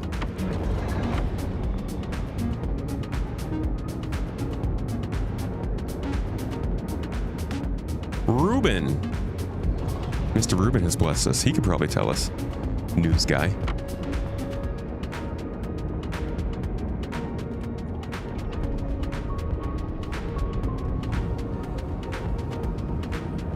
Can I have a party invite, please? Yes. Is the stream in 720p again? It is. It looks good though. I thought I fixed that. I thought it was just the bit rate. Wait, I thought people were streaming in the normal... I don't understand that. I can lower my bit rate more. Maybe that'll work. I don't know what else to do. Not have it be in 720p. Maybe that helps.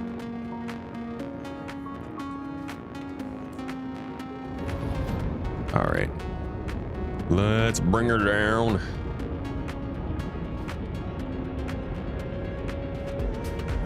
Worst problem about all this is that the best information we have is now 18 months old. It's hard to base ideas off of old information, and 2025 was a huge leap. True. I am also basing my information off of just what I've heard from people who are leaving the company. They come through Evan? No, but I will Alt F4 and get it there. Yeah, I think so. We're stuck in the main. So Matt, do you find it kind of strange that we've not heard a single thing out of CIG about them reaching the 1 billion number? Do you think they're avoiding that point? I guess. I don't know. I don't know how else to look at it other than they don't want to talk about it. Yeah. It would be a weird thing to celebrate considering how humble and apologetic they were in the SCL the other day. Yeah, but that SCL, I mean, that SCL happened three weeks after they reached that point. Yeah.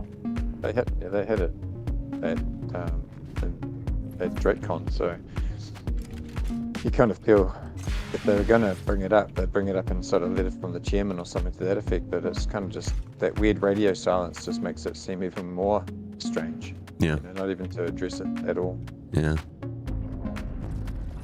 You would ask why you would ditch out of an investment that is, by all appearances, gaining year after year in. Right. And that was the crux of my video.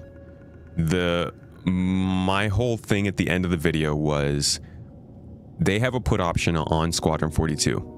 The window for that, I won't meet you guys. They have a put option on Squadron 42, right? The investors first invested, I think, $60 million in, and then another, or maybe it was like 40 million or something like that, and another 20. And at the beginning of 2025, they put in another 10 million pounds. That's important because clearly at the beginning of 2025, they were feeling confident about the project. I think we just got the CFO's comments on their most recent financial report. And somewhere in here, I think in the conclusion, they even say,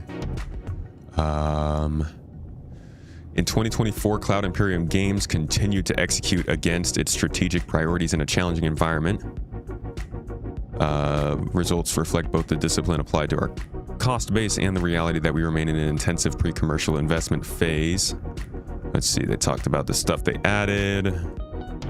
But somewhere in here, our business model and loyal community provide a degree of insulation from the challenges of the games industry. Our investor shareholders continue to share our confidence in the long-term opportunity as evidenced by their ongoing equity and financial support.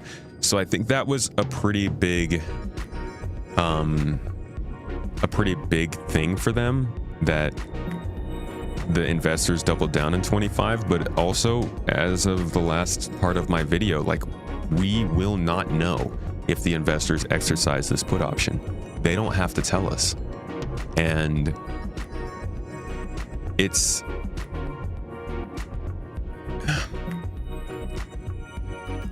hard to look at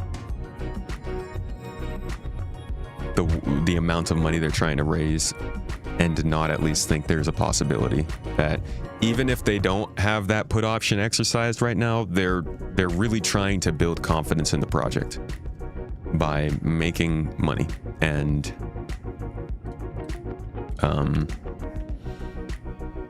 that's what I'm reading into, really. Did the financial report stuff recently, am I imagining that they had a $60 million nest egg that they had available to them now? I don't know. Because like the last few years they didn't make any profit, right? But I thought that they had in the last year or so made some, because last year they made a profit, right? Yeah, last year they definitely did. I don't know this about... year's doing better again. Yeah, I don't know about how much... in the financial report that I was looking at earlier this year, they had $5 million in the bank. 5, okay. But according to this, the CFO, I think, might have made comments that sound differently, so I'm not sure. So they made $147 million in profit, but they spent $161 million, so they had a loss in 24. $14 million after including CapEx loss.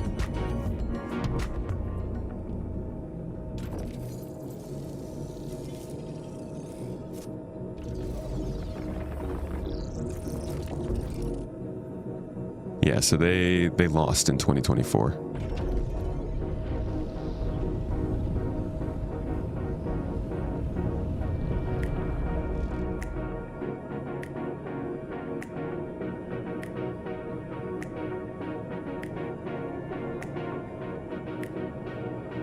This is a little bit less straightforward than the actual report, though, so I don't know where they state how much money they actually have in the bank. Cumulative net positions after investments, they were at 27,000. These are probably in thousands, yeah.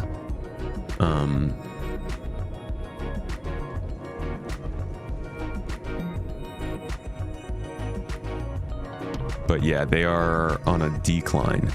From 2020, it looks like they had 63,000, 2021 63, 2022 64, but then they dropped to 42 in 23 and 27 and 24. So 2023 and 2024, I think, were pretty rough years. And 2025 was a clear bounce back to try and sort of correct the funding there. But, you know, we don't have much information since then.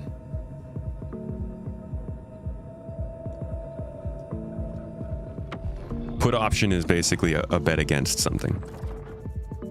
In a sense, it's God, I'm not enough of an investor to explain this well. A put option is basically if something doesn't go a certain way, you get paid out. To put it extremely simply, and probably not super reliable way.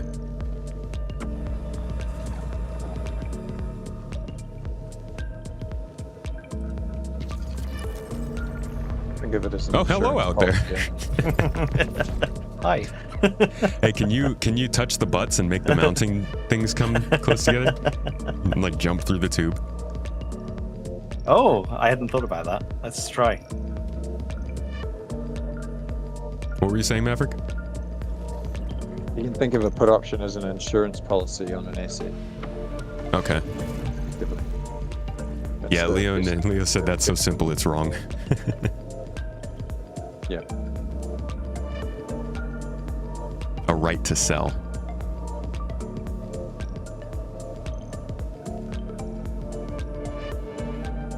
Probably mostly a shooter with guns, then shoot with spaceships and some cutscenes. It's gonna be a lot of shooting. I think everything they've shown from Squadron 42, all kinds of shooting going on.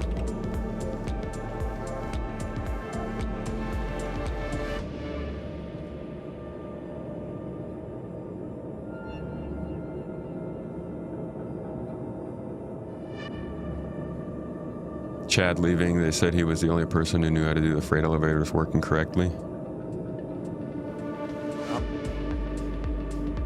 That is the truth. A put is the ability to sell at a set price regardless of actual price. There you go. That's a much better explanation.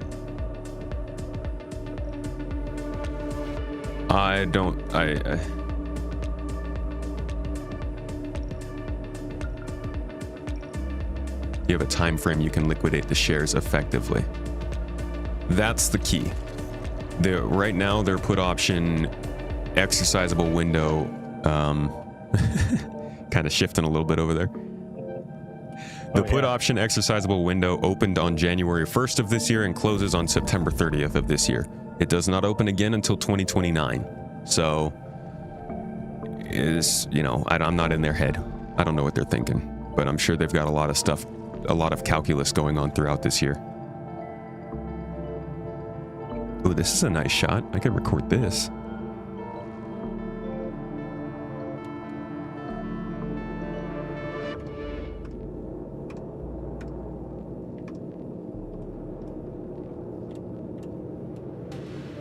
Hey, Maverick. Yes, sir. I think you could come in here and use the elevator. Go down? Yeah, I'm just gonna lower the sensitivity real quick.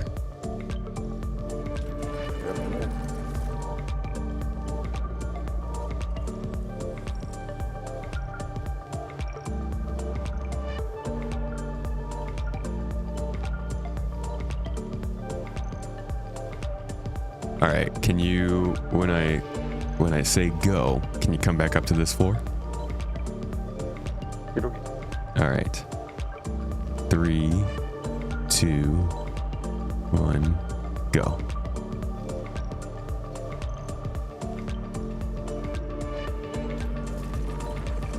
Damn you, camera. It got messed up by the guide rails. Hold on, I gotta make sure the camera's in a place where it's not gonna get janked up. God, I hate the Star Citizen camera. Yeah, It's incredibly frustrating. I would just like them to give us a parrot drone that just sits over your shoulder. Yeah. That'd be fine. Even like a dot that's only visible to me to let me know where the camera actually is would be great. That'd be great. Just trying to find a place where you can put it that it's not gonna run into something physicalized in the game.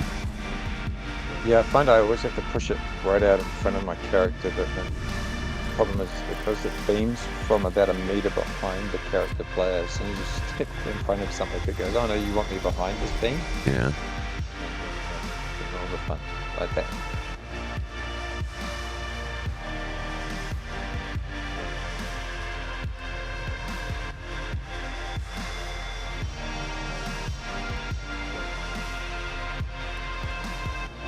All right.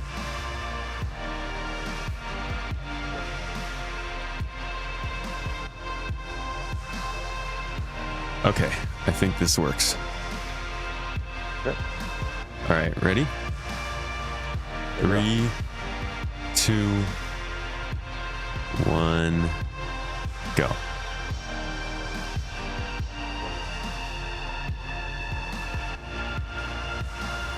Damn, I was a little bit too early. Let me try one more time. Might go to the middle floor so that it doesn't travel all the way up. It's a little faster there. Okay. It's because it's doing the railing part of the animation, isn't it? I just started too early. Can I at least turn the lights on? Sure. Yeah, I can turn them on in a little bit. All right, ready? Okay, wait for it. It's so sensitive. All right, go.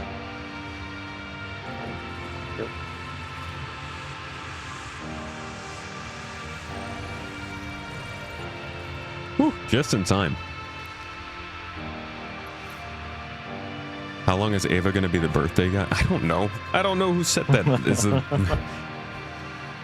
think that's Rick's fault.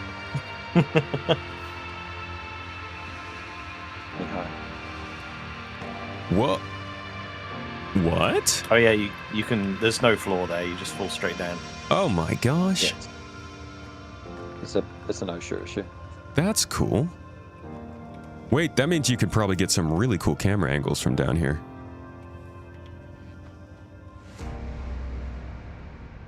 I think it's really cool that you can sit at the dining table and still see out the main windscreen. Yeah, that is pretty cool. Yeah.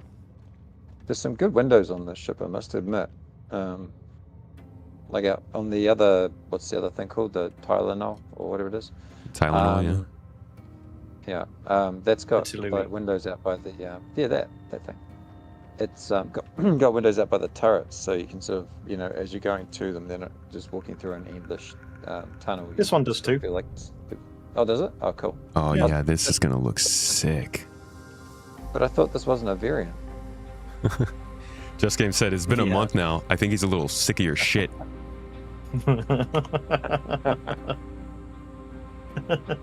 Wouldn't you mind hopping into the pilot seat? I want to see how it's framed here. Do you want me in there now? Yeah. Pressing the button.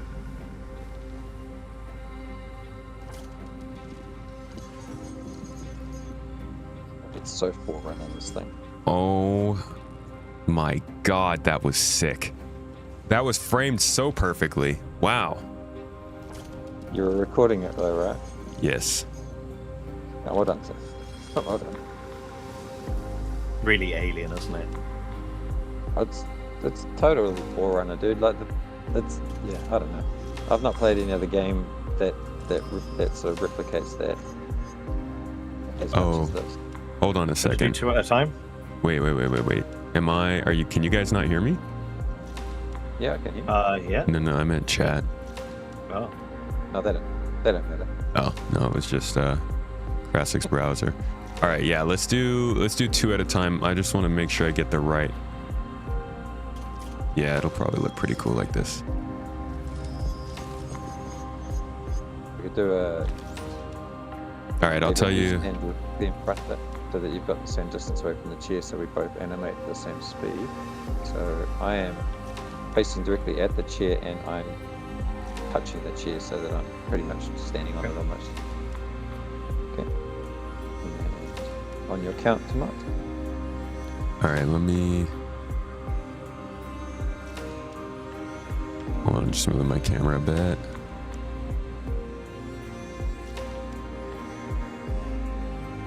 A little bit more.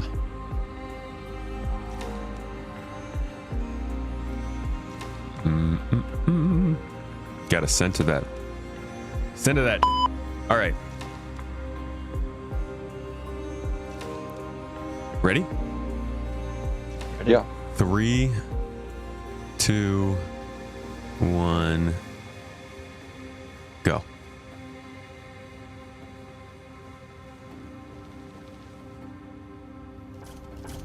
Okay, so I gotta tell you guys to go much earlier. You did 3, 2, 1, and then you paused. Yeah, because my controller messed up, but that actually looks pretty cool. Nice. We can do it. We can do wow, we got the synchronous down. That was pretty close. Yeah, that was really close. Okay, I'm gonna try it again. Also do a dismount as well. I'm gonna tell you to go. I'm gonna tell you to go a little earlier, and I'm just gonna go faster. Going back up again or down? All right. Ready? Oh, you're still pulling back.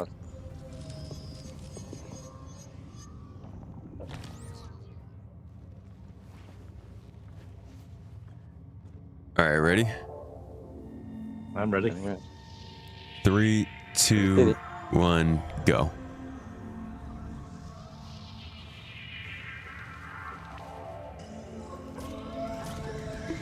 Oh, it's a little bit ahead. Yeah, I'm also realizing that I gotta wait for the actual lag for you guys to hear me. All right, let's try it one Maverick more was time. behind because it took longer for the signal to reach him. I'm like, I have a planet away. People give me a break. Come on, man. Why aren't you in Britain? Yeah, I think I'd get an invite to an event. Do I want more people? You guys can come by if you want. I don't need any. I just needed somebody to fly the ship genuinely, but yeah, if you want to come hang out, you guys can.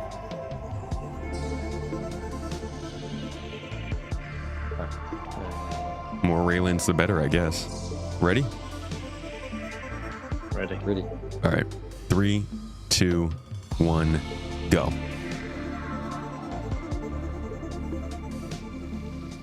What up, my Clanker? Again. Hello. Yeah, that was good. Oh, it kind of... It hitched at the end. God dang it. That was pretty good. That was spot on. Let's just do that one more time. Alright. It started snowing as well, which is pretty cool. Yeah. Yeah, it was very timely. That's quite nice. All you need now is a kind of Janelite to spawn in front of the ship, and that'd be a real win. Oh wait, we need Mihai in here for that. Oh my god. Don't bring up Janelite around me. Have any of you guys jumped out the front window of the Tulin? Not yet. Well, you were able to. Nice. Only on the Tulin, though. All right, you guys ready? Ready. Okay, 3, 2, 1, go.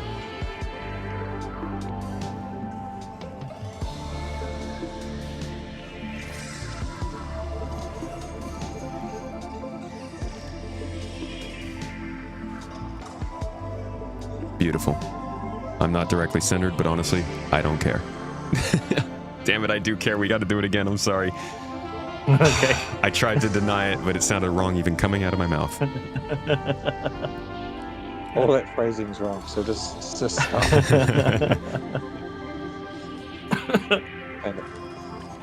It came out too slow, and I just couldn't handle it all. Still wrong. Still wrong. All right, ready? Your pregnant wife's about to come to there and smack you in the back of the head. All right, 3, 2, 1, go. I love how we're trying to get our timing right and you change the count speed. Gotta keep you on your toes. It's a good one. That's a good one, dude. Yes. Beautiful, guys. See? You can handle the timing. All right. Now stay right there. I gotta get another angle of you. Oh, there's no elevator here.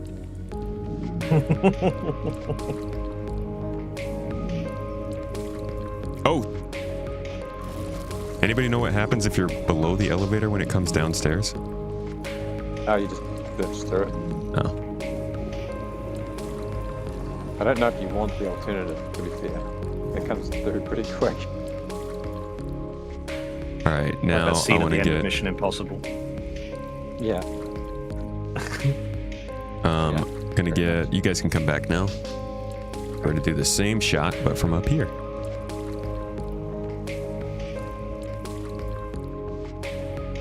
It'd be good to get one from the turrets as well, because the turret seats go over the top of the pilot seats, which is pretty crazy. Yeah, that's true.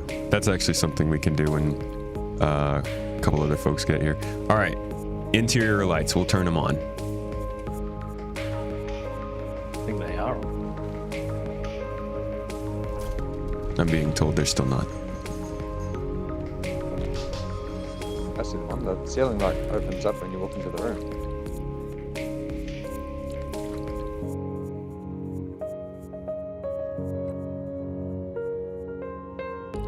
That's the emergency version. Oh no, it's just orange. Is it like? Is it power? This is the. There's 3 settings and they're all rubbish. You seen the animation for these side panels in this room? Yeah, 77. I'm not trying to watch the trailer right now because I just want to get this stuff done.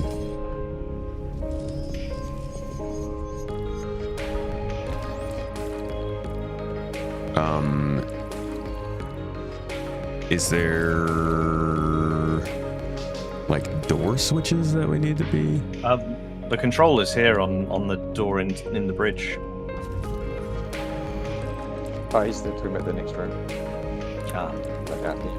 Yeah, it is mood lighting down here, that's for sure. Still on the door, yeah. I think it's this one with the triangles for the 3 settings, which is like the main lights, the auxiliary lights, and the emergency lights. But all 3 of them are really dark, so I don't know. Oh, whoa. What the? Where'd that one go? What was that? In a raid. Did we get the M80 lights for a second there? I think so. Oh, there's a real bright orange flash.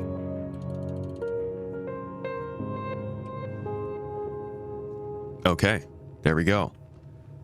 Now we'll go down to the rest of the rooms and try to turn the lights on. Whoa. Yeah, we got some mood lighting down here.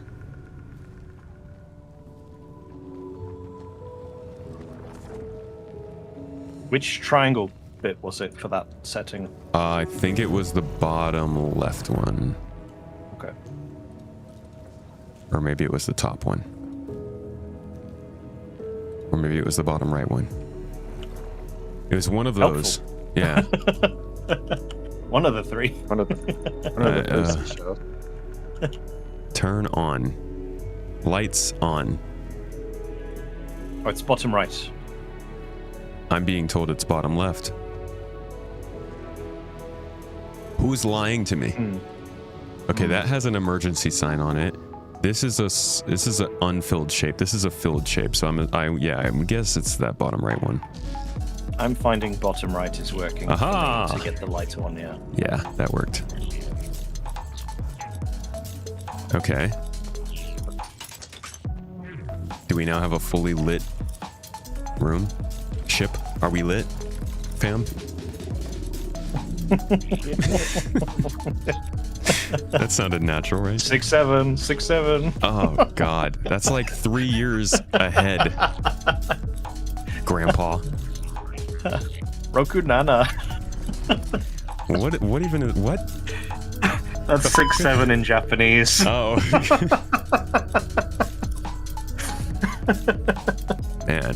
It's like all of the cool things these days, huh? 6-7 and Japan. I tell you what, the definition of cool has been lost over the years. That is all I'm saying. That's all I'm saying.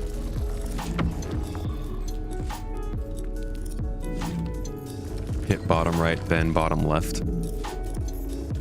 Interesting. You need to give them more instructions like, give me more drama. Imagine your ex seeing you in this outfit. To turn the lights on? Why are the lights turned on by such dramatic things?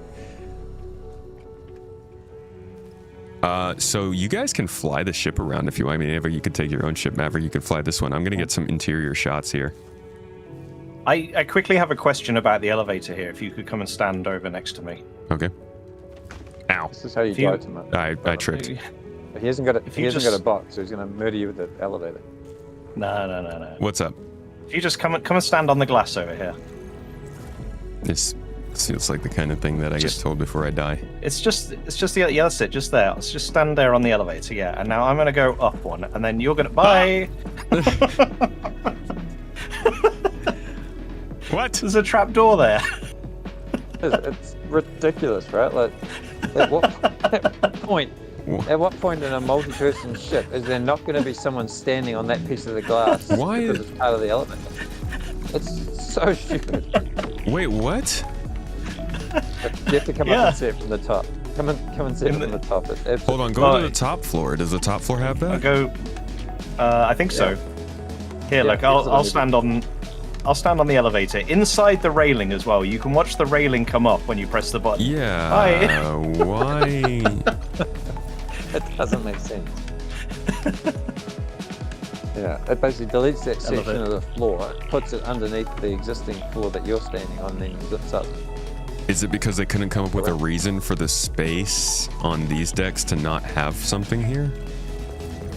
Oh! But it's I think still I think because of the angles, you would hit your head on this bit of area. But it is strange. Then why not put a Okay, but that's railing- not a why reason to not put a like railing drop up somebody on down top? and break their legs. Yeah. Like The that. railing should go across the Dude, back that- of the center section. This would cripple someone. Like if they were standing here in real life and you opened that and you fell this distance onto this, you would like hit this and then you'd worse? tumble and then you'd what's get worse crushed is by it- the what- elevator. It drops you through, then it murders you completely with the top of the elevator. So not only are you're now crippled, but you're now like 3% the size you were before you fell down because you've been squashed. It's a death machine. That's actually really funny. It would actually love drop to you see down, that. break The your ship legs, and thing. then crush you to death. Yeah, in should the really do a space of clip like that. 5 seconds. You should basically do a clip of that and then send it to the ship team saying, "Was this intended because you hate us, or like, what's your thinking? What's your end game?" Oh, bye-bye. that was not the OSHA approved way of getting off the ship. Somebody just say hello. Can I get a party invite, please? I suppose that I'll do that. Can you send one to Yeah. King too? Do that too. It is nice that you can open that front door without using the elevator. Butt to butt Gatox. Oh yeah. It's a sin. I didn't even see it. It's about that Titan that's out there. You're welcome to fly that around if you want to get some, orbital aerial shots of the Okay. ship parked up. Thank you. What's this? Is this a different skin, the green one, or is that just the mood of your ship? No, it is a different skin, yeah. Although I think the stock No, skin this- is the nicest. Yeah, it's I like the stock skin. mood stone. Yeah, Mr. Moonstone every time you say happy birthday, it gets redder and redder. Oh, Yeah. happy ship. It's all the paints on it. You lose the blue lighting that you get on the stock paint, which is weird. That is interesting. That seems like a almost like a detail of the ship, and then you just remove it for the skins. Mm. Cheek to cheek.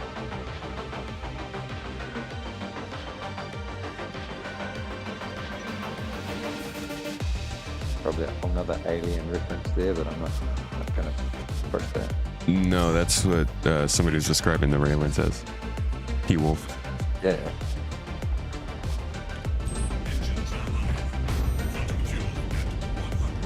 We still haven't got a reclaimer to recreate that meme for the other ship yet. Oh yeah. Oh, they made it perfectly well enough for us. I just took what they that did. was good.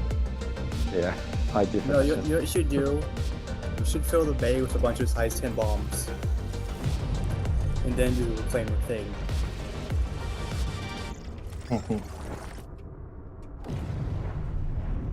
I think I did see a video where they had someone had tried to remake that, but there was too much desync and jank and stuff. Oh my gosh. Trailer didn't match the gameplay, huh?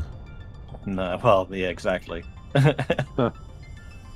Well, that's the first. And this is weird. Whenever I move forward or backwards, I'm losing my depth of field on my camera. I'm not getting draw distance in the game at the moment, so something's changed there. What is going on?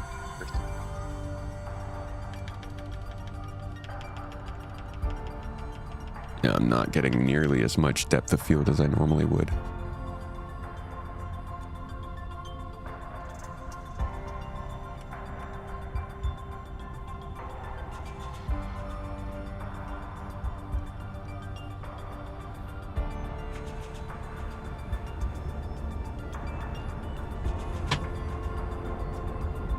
And it kind of means that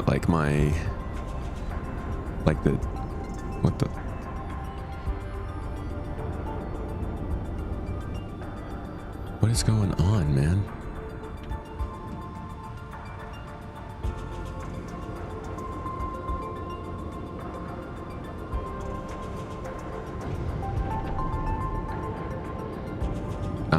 I am dying.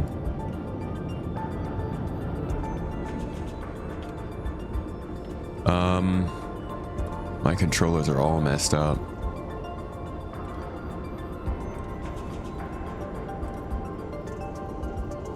Left axis, left axis.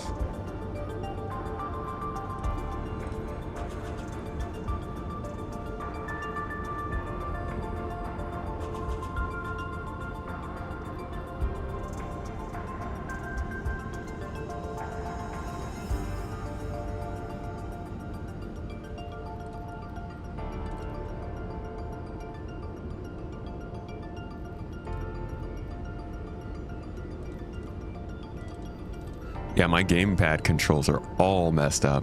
It's weird.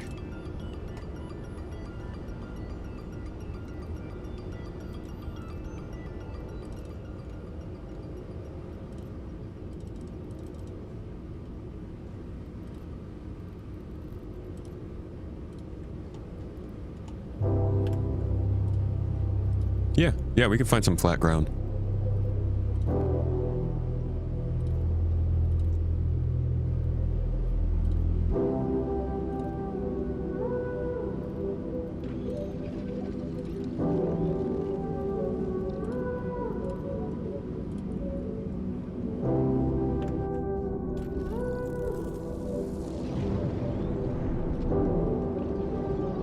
What the hell?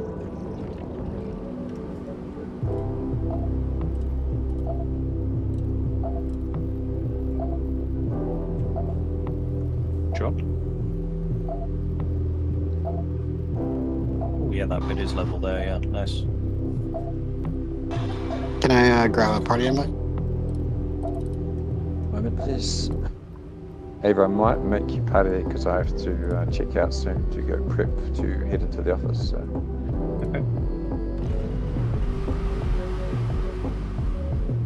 Okay. All right, now we're better. Press 6. Okay, apparently right shoulder makes my camera go away.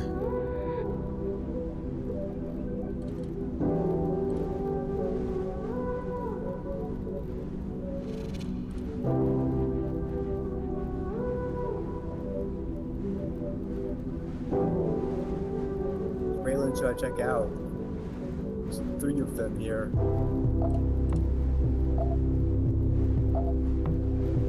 So torn. Man, what the heck? There's some kind of a keybind that's linked to my right bumper that's making me leave. There it is, interaction mode. Oh, it'll be F. Yeah. Okay. Yes. Now we're good. Can the TV actually pick up something like the mule? Like if I park it back here, pick it up.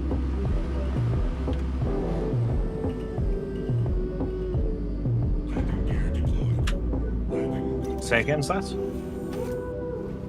Can the TV actually pick up the mule or some other ground vehicles? Like if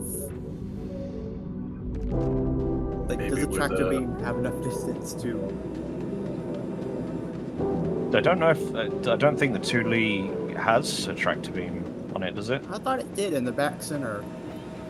Hey, Ava, do you have anything to drink? Co-pilot. I will check. Probably.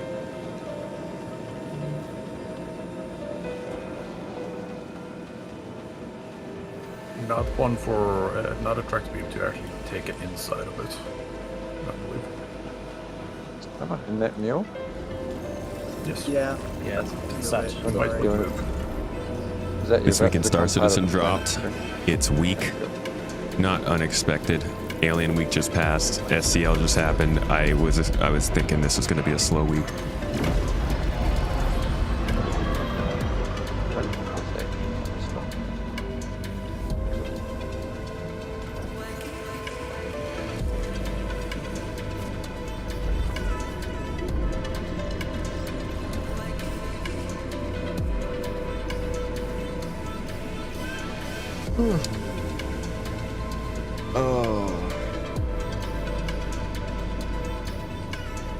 gonna have to get a lot more shots of this later.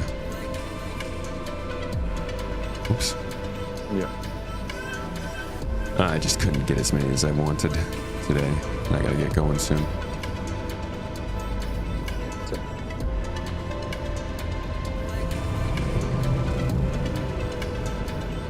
I am going to, I think, jump in with some VR on Wednesday.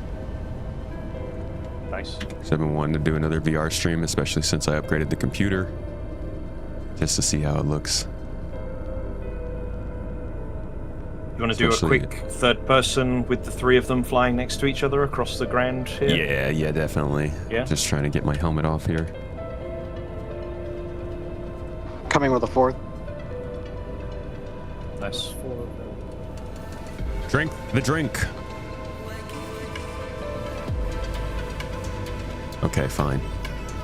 Is the Okay, fourth stop in the one middle. Raven?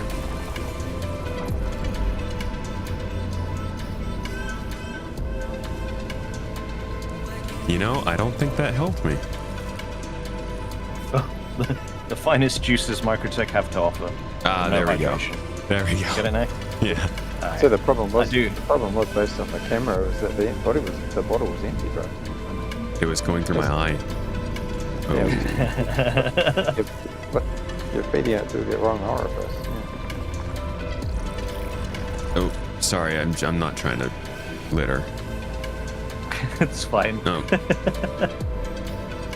I'll get them. My guy put them so he places them down like he's being kind.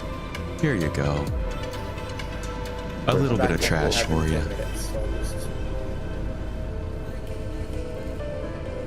Yeah, I have nowhere to put would this. You just build throw it out the front. You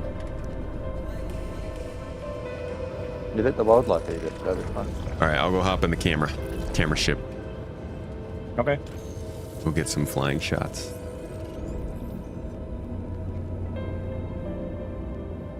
I'm gonna go experience a Tobii Hangar Bay.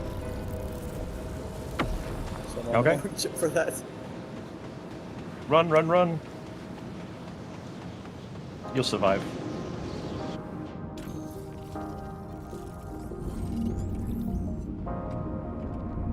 Which one is it? the one towards game. Is that if you look up? Hi. You can fly inside of 0G in here.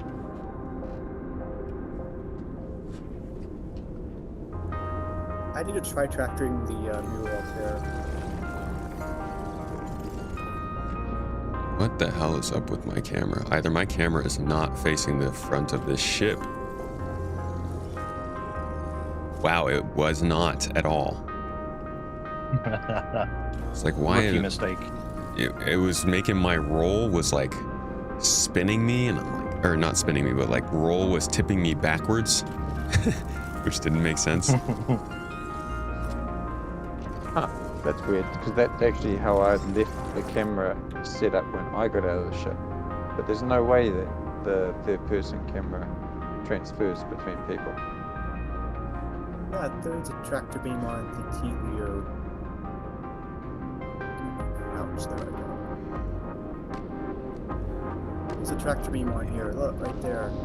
Yeah, I forgot about that. I don't have my helmet on, it's my light's not working. What's that?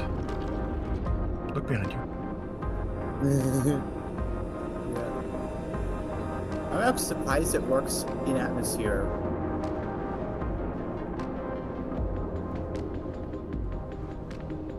Alright then, let's form up.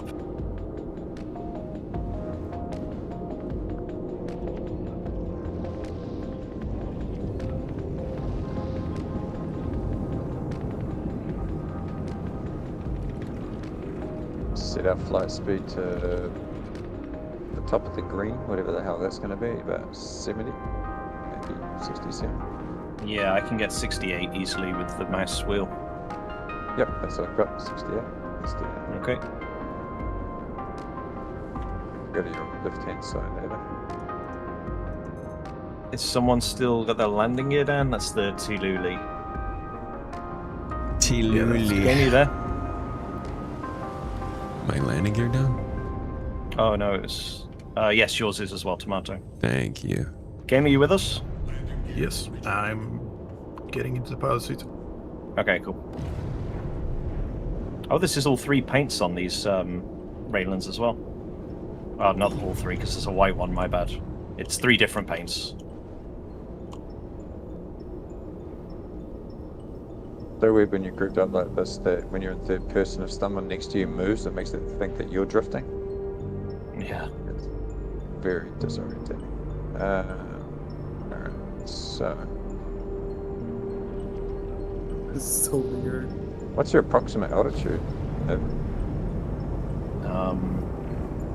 Like... About 0.18, yeah. 1.8? Yeah, sweet.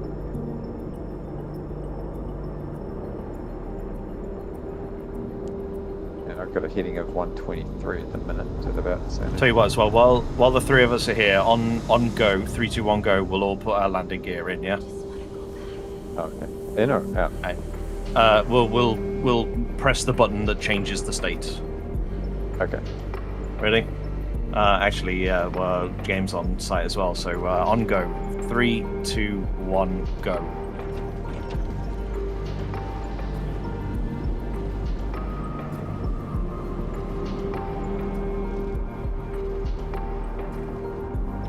I need to lower my sensitivity. That looked cool, but I could not keep it in frame. Nice. It's all good. We'll do it again and open them, and then when we open them, then we'll start moving off at that speed. So if you go back into landing gear mode, that's it. And then once we've finished, when we finish the animation and everyone's like open, then we'll all progress at the slow speed in a straight line. As best we can. Going trying to keep it as close as that. Degrees. Yes. Basically, yeah. 122. Cool. And we'll go 0 bubble. 122. Yeah. Right, ready? Not quite. Okay. I'm gonna crash into Tomato if... He can move up or down. It's fine. I do have the ability to move, and I will practice it. Pretend he's not there. Darth Mullen, thank you for the sub, my friend. Appreciate you. Let's get this. All right, yeah, this feels a lot better. Cool. Okay, I am good to go. Okay. On go. 3, 2, 1, go.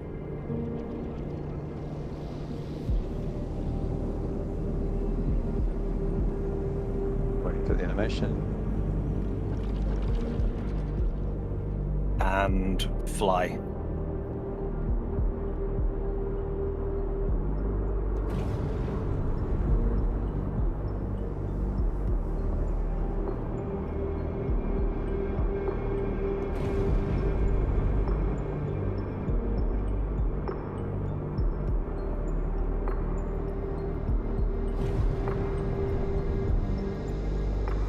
Alright, 122 degrees looking at the horizon. 68 meters, 66 meters per second I've got. That's looking pretty tight.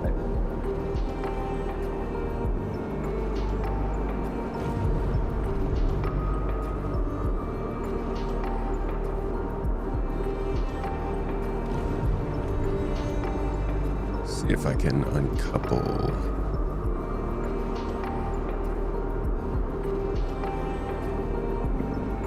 Prassix, is that you on the right? Can you just budge up a little?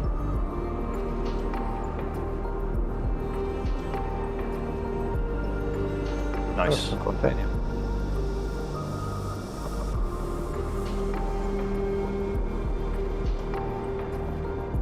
Oh, yeah, looking real good. Yes.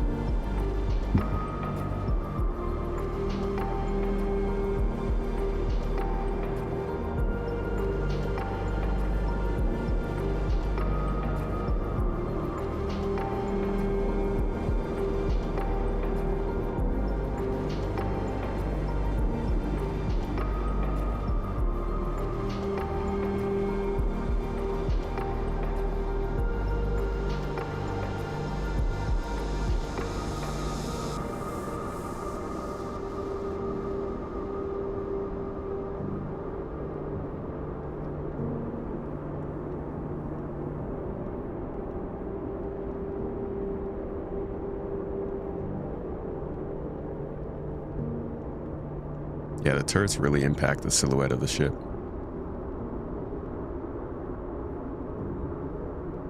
It's a beauty.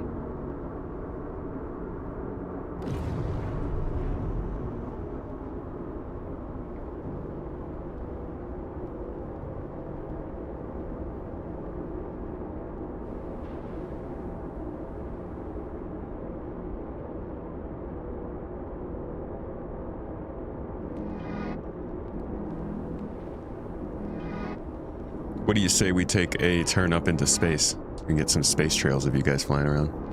Okay. Connor Brown, Right, thank you so much for the super chat, dude. 3, 2, 1, go. Or super sticker. Let's go to like 30 degrees to start. Oh, we had a bit of collision there, do we? 40 Nice. degrees. And let's increase our speed to 100. 115. 40 degrees. Now let's try and tighten it back up a little bit if we can.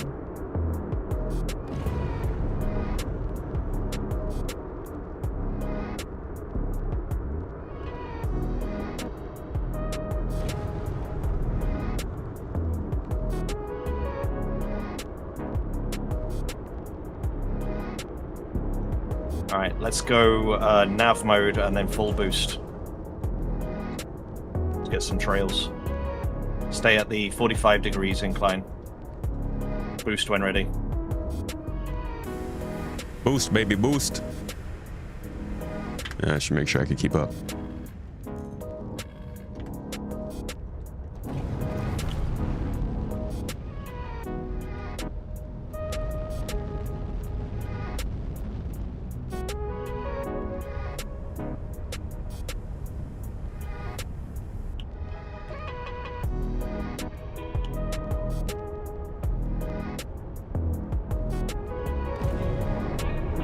Yikes!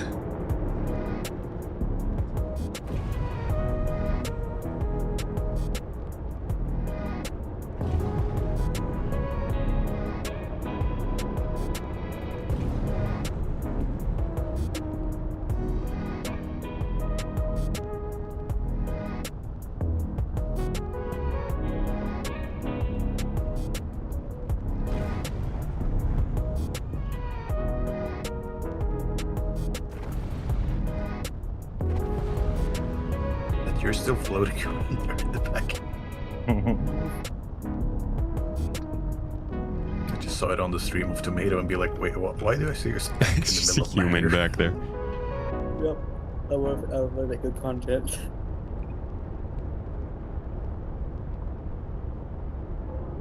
I had my helmet off by the whole time too.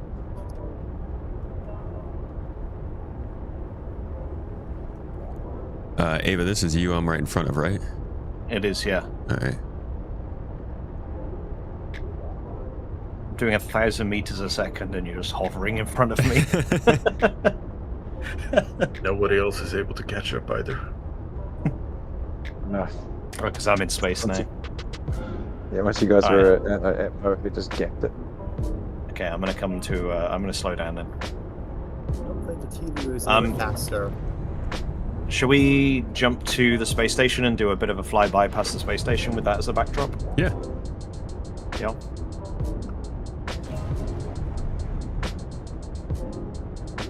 Should be able to get a timed QT away from Tomato as well, which looks pretty good. Nice.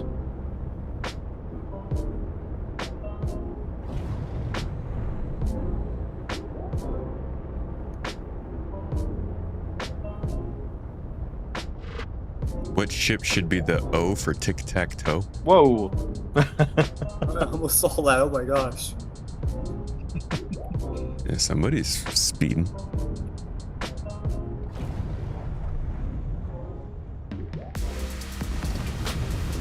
Alright, let's form up nice and close and then we'll do a joint quantum jump if we can. Probably won't work. Thanks for your blessing.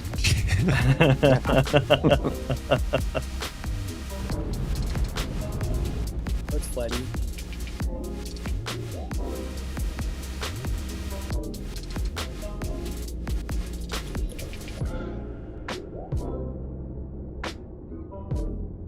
Where are we jumping to? I'm just looking for the city now, but I think it's going to be around the planet. So let's jump to OM3 I'm looking at right now. Unless we have a line of sight on Tressler from here, which I don't think we do. We don't. It's on the other side of the planet. Okay.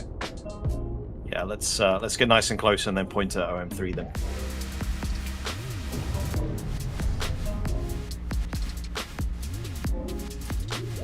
You have a friend who says they'll play when they add Gundams?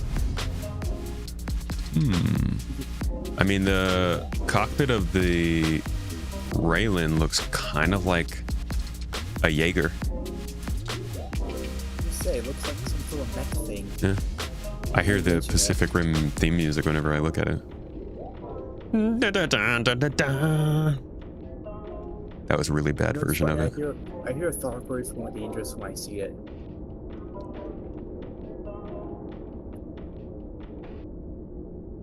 Oh, you can, I see tic-tac-toe with the Raylans. I gotcha. Yeah. Ah, funny guy. Oh, it's an X. I get it.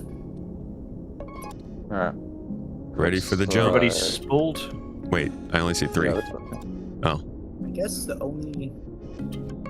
If we had to do tic-tac-toe, I guess the hammerhead would be an O. I look forward to seeing if this works. Good luck, guys.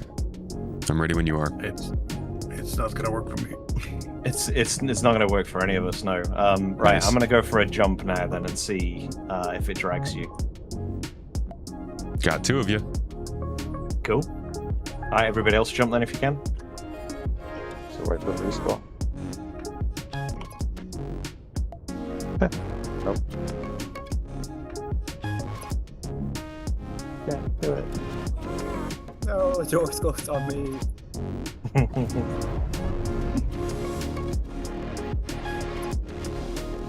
You got a Raylan left behind. Yeah, Just got to edit out. Just edit out the gaps in the middle and then make it look like it's... Yeah. Look like they all happened at the same time. Yeah. Okay. I kind of jumped to them, cut them. It's fine. Quantum rework's like coming any day now, right? Yeah, dude, they showed it to us. Remember? It's gonna be here soon.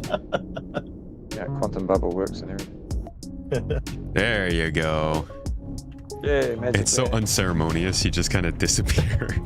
Yeah. Yeah, it's not as cool as it needs to be. Alright. We'll have to make this pretty quick. I have to bounce in 2 minutes. All right. Yeah, cool. Let's jump to Tressler and we'll just do like a half speed, 500 meters a second flyby, nice and tight. If that's cool. I'm just trying to jump over there.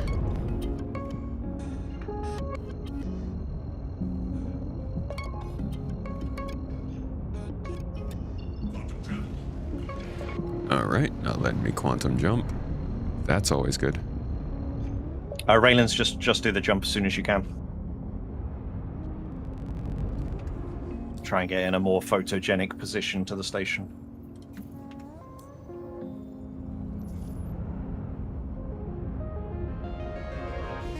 All right, I'm jumping over there.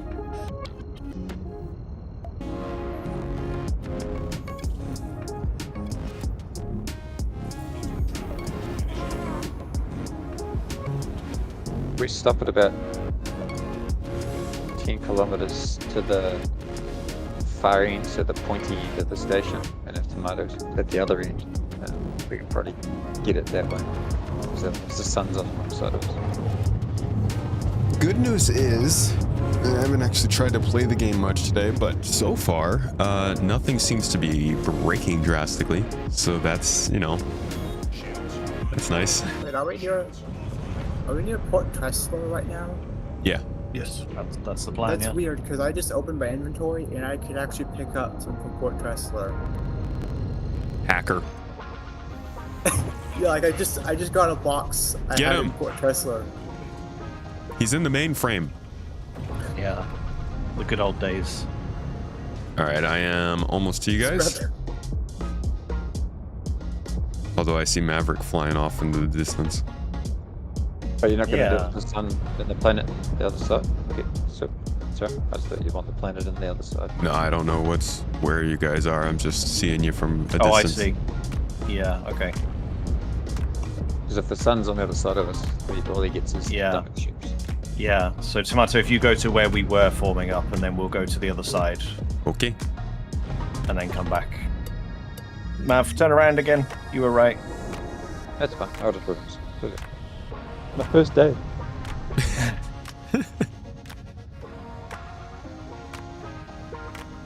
All right. Okay, that'll probably be far enough.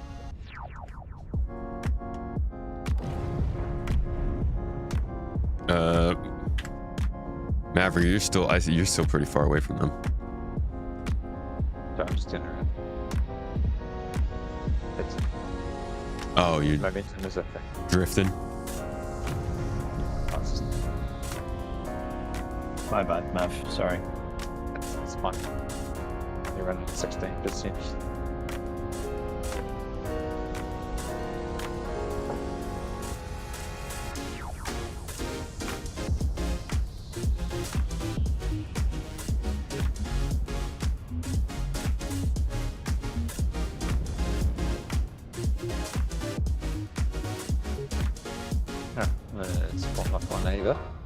Okay, yeah. Set your speed limiters to halfway, 500 on the dot.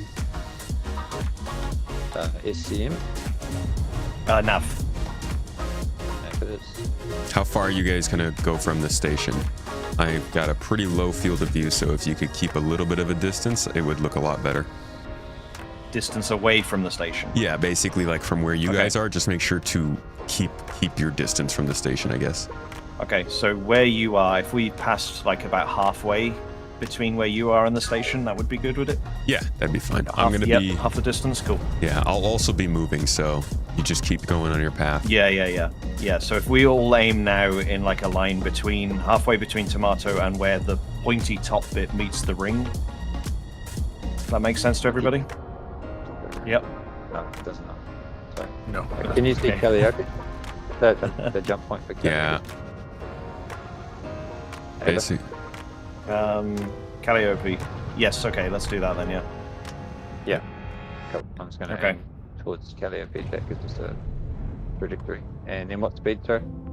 500. 500 is it? Aye. Okay. Cool. And we're to go with no boost on go. Ready? 3, 2, 1, go.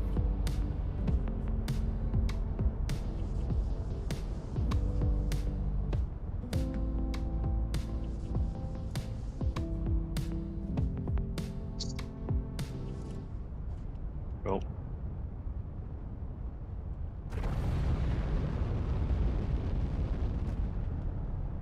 Where the heck is the space station? Oh, there it is. All right. Oh, well, you guys are fast.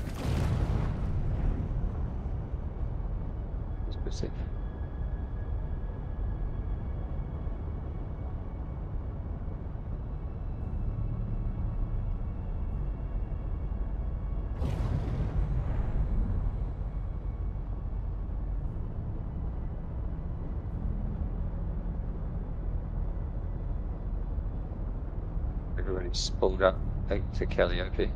Once Tomato gets right in front of us, we'll just jump straight through him.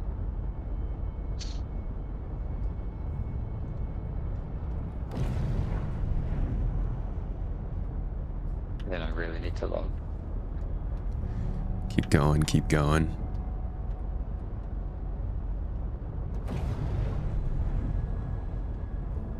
Can y'all bring a little tighter, possibly? Mm-hmm. On your right-hand side now, Ava. 2 meters to your side.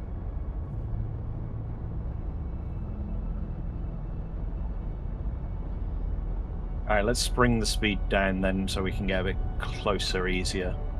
I think I got the shot, about actually. Quarter of the, you got it? Okay, nice. Yeah. I think you guys are good. Need to see if I can get one cheeky close-up here. With some depth of field on. This might be a little bit crazy to try and do. I need to find whoever's in the front. That looks like you. Keep your speed.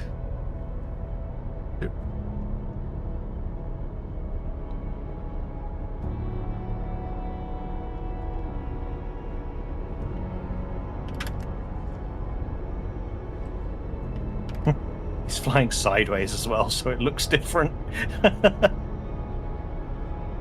Whoever's in the purple, I think that's Ava or Maverick.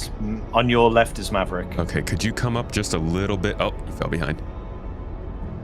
Okay. Up as in further forward or high? You're good right there. Yeah. There you go.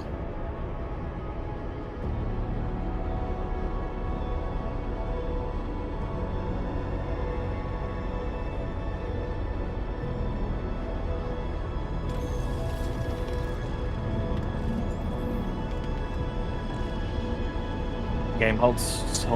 Are you holding steady? Yes, I'm not moving. Okay. I'm completely uncoupled. I feel like I'm bouncing all over the place and I'm going straight. Yeah, same. I'm good with game because I haven't run into him yet. Thank God.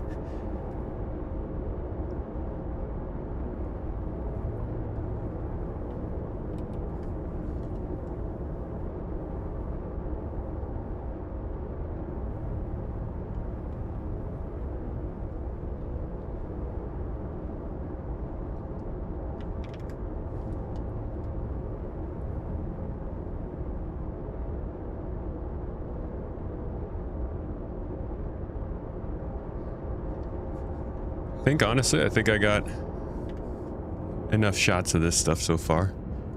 Nice. Yeah, this is great, guys. Thank you. Thank you for oh, wait.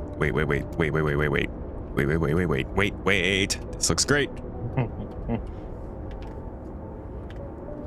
Look at you guys. Beautiful.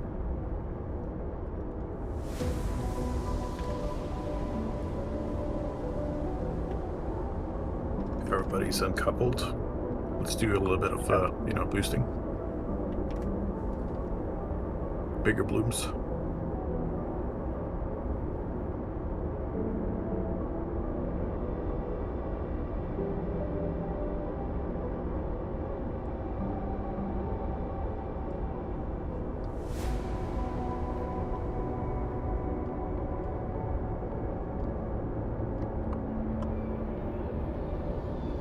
Oh, that looks nice.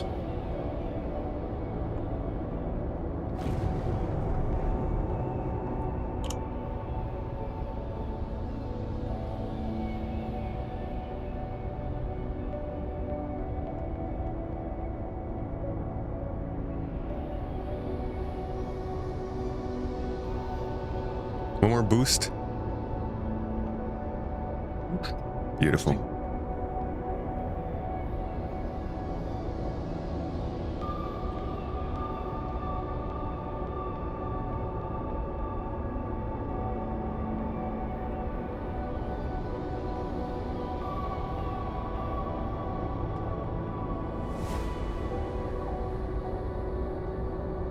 Fun to move this close to you guys at 1,000 meters per second.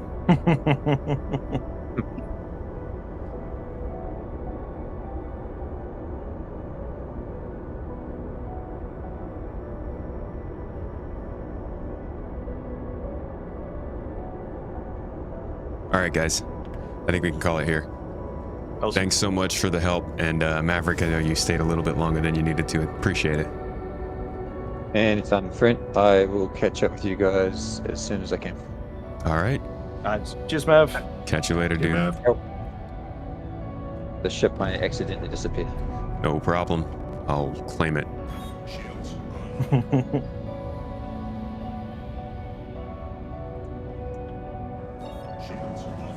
Yay, time to jump back to Port Tressler.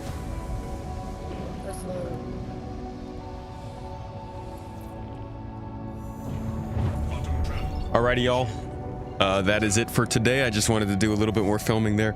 Like I said, on Wednesday, I'm going to jump back in and do a VR stream. I just upgraded my PC, like, a lot. We've got 100 plus gigs of RAM, 4090, and a 9800 X3D. So I'm going to see if VR is running absolutely smooth now. And we'll just hang out and do that on Wednesday, get some new thoughts. And I'm probably going to make a video about it. Pimax has reached out, and they would like to see how things have changed from the last time I tried it out. So That's probably going to be Wednesday. Friday, I'm thinking I might actually... Friday we'll do some more gameplay. We'll get into the game and we'll have some fun. Who knows with what, but we'll find something. Saturday I'll be playing as well, do some org stuff, but I've also got plans to jump into Jump Space on Saturday with good friend Paul, Mr. Astropup. So if you guys want to see a little bit more of like what a nice time partying and playing a game that's more focused on just having fun and kicking back will be, we'll probably be doing that towards the end of the stream on Saturday. Besides that, I've got an exclusive, supporter exclusive video that's coming out for you guys probably by the end of this week, early next week. This one's about how Crytek helped to build Star Citizen and how Star Citizen is seemingly kind of going through a similar period of time as what brought Crytek to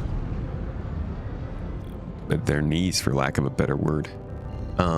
So it should be an interesting week, although this week in Star Citizen sounds like it is very much not. Let's check that real quick.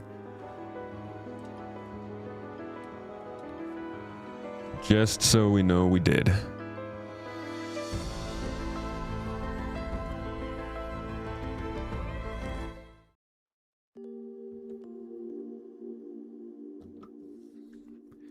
This week in Star Citizen.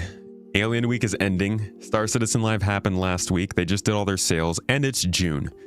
Historically, pretty quiet time for Star Citizen. In fact, let's do a quick search and see how the Google Trends are looking. Because usually they drop down quite a bit after May for the summer. It's 24 hours. Let's look at the last like 3 months. Yeah, so it was actually pretty low for May. I guess this is technically the beginning of May. So yeah, Invictus Week, Defense Con usually is where it peaks. This is one of 2 peaks throughout the year, and then yeah, it dives down generally in June. So we're seeing fairly low interest in Star Citizen at the moment compared throughout the rest of the year. If you look at any sort of year graph, you can see it always peaks in November, always peaks in May. And you can do that for the past 5 years, and you will see it every time. May, May, May, May, and May. With this, actually, this month being the biggest. Wow. It's actually a bigger Google Trends bump in 26 than in 22. That's a pretty big deal, because if you look at the player stats for 2022, yeah, they had a decent year in funding, but really it was the amount of people who joined that year that was a surprising standout. Big breakout year for them. You see it was all the way up at almost 90,000 new accounts, not people, accounts. This year they're doing okay. They're definitely well ahead of where they were the last 2 years. And even in 2023, they are ahead of, which is good. But, you know, I would have expected them to do a lot of people joining if the trends really led to as many people looking for the game as back then. And I think that kind of points to the fact that it wasn't as successful a turnover rate, I think, or not turnover, activation rate of people who checked out Star Citizen during this Defense Con and actually played. I'm sure many of you who are watching this decided to take the time off playing Star Citizen because it just looked bad compared to what you were expecting. And I'm betting that that is something that CIG internally is really dealing with right now. But anyways, this week in Star Citizen is the whole reason we're here. What's going on this week in Star Citizen? They start off by telling us that last week they had CTO Benoit Beauséjour and gameplay engineer director Jens Lind. We went over that in great depth. We won't do any more here. Alien Week was running last week, and it's supposed to be running until June 30th. I could not find that end date anywhere, so now we know. They're basically just running this sale till the end of the month.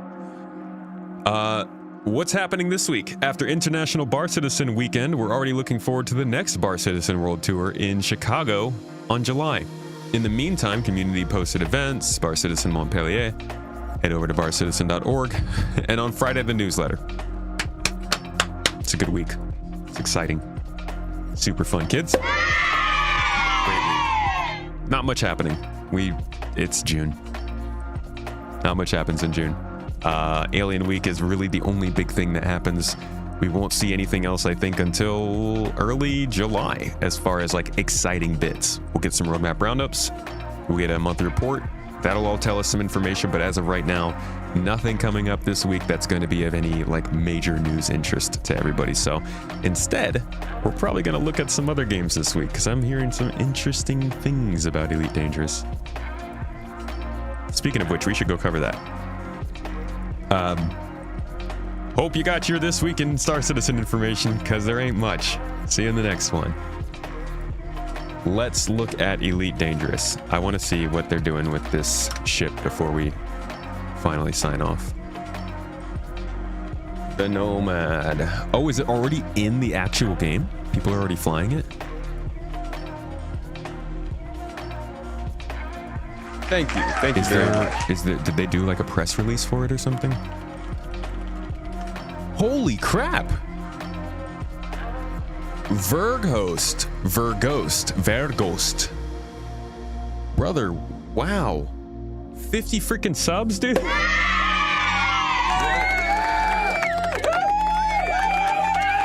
What? Dude, thank you. Wow. Toes Gang energy. I appreciate it, man.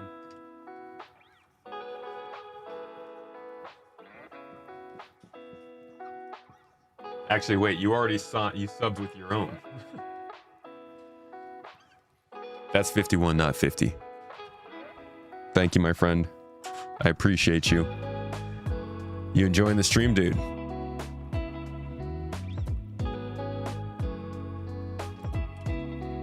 Been watching on YouTube for a couple years and wanted to give some love back. Bless you, man. That's beautiful. Thank you. That's a lot of freaking subs, a lot of folks who just got access to our Crytek video that's coming out for the end of the month. And the absolute hype. I appreciate you, man. That top video you saw is by Burr Pitt, who's an inside content creator. That vid is the one to watch. I didn't really want to like take his content though. I was hoping there might be an official reveal of it.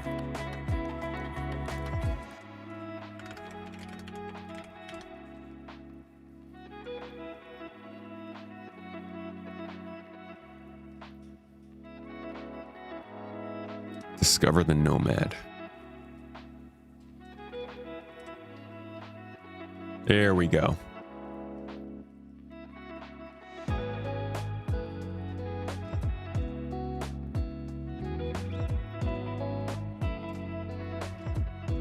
Okay, so folks, Elite Dangerous is getting ship interiors from what I'm hearing. And it sounds like it's kind of starting with this new ship that's been announced. So let's look at what it has to offer and discover if this is going to actually bring me back into Elite Dangerous.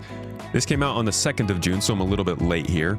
But they say, as we work towards the upcoming operations update on June 30th, we are delighted to share the list of concepts of the next new vessel coming to Elite Dangerous, the Nomad. Today we're taking a look at this small but mighty explorer, including some early images straight from the design studio. Now, I have not, I've seen conversation surrounding this and a lot of speculation over whether this was going to have an interior, and I'm guessing there have been some details that people have discovered today that have led people to believe it's actually happening. We'll check out the Burr Pitts video on it real quick. I just want to touch on these details first.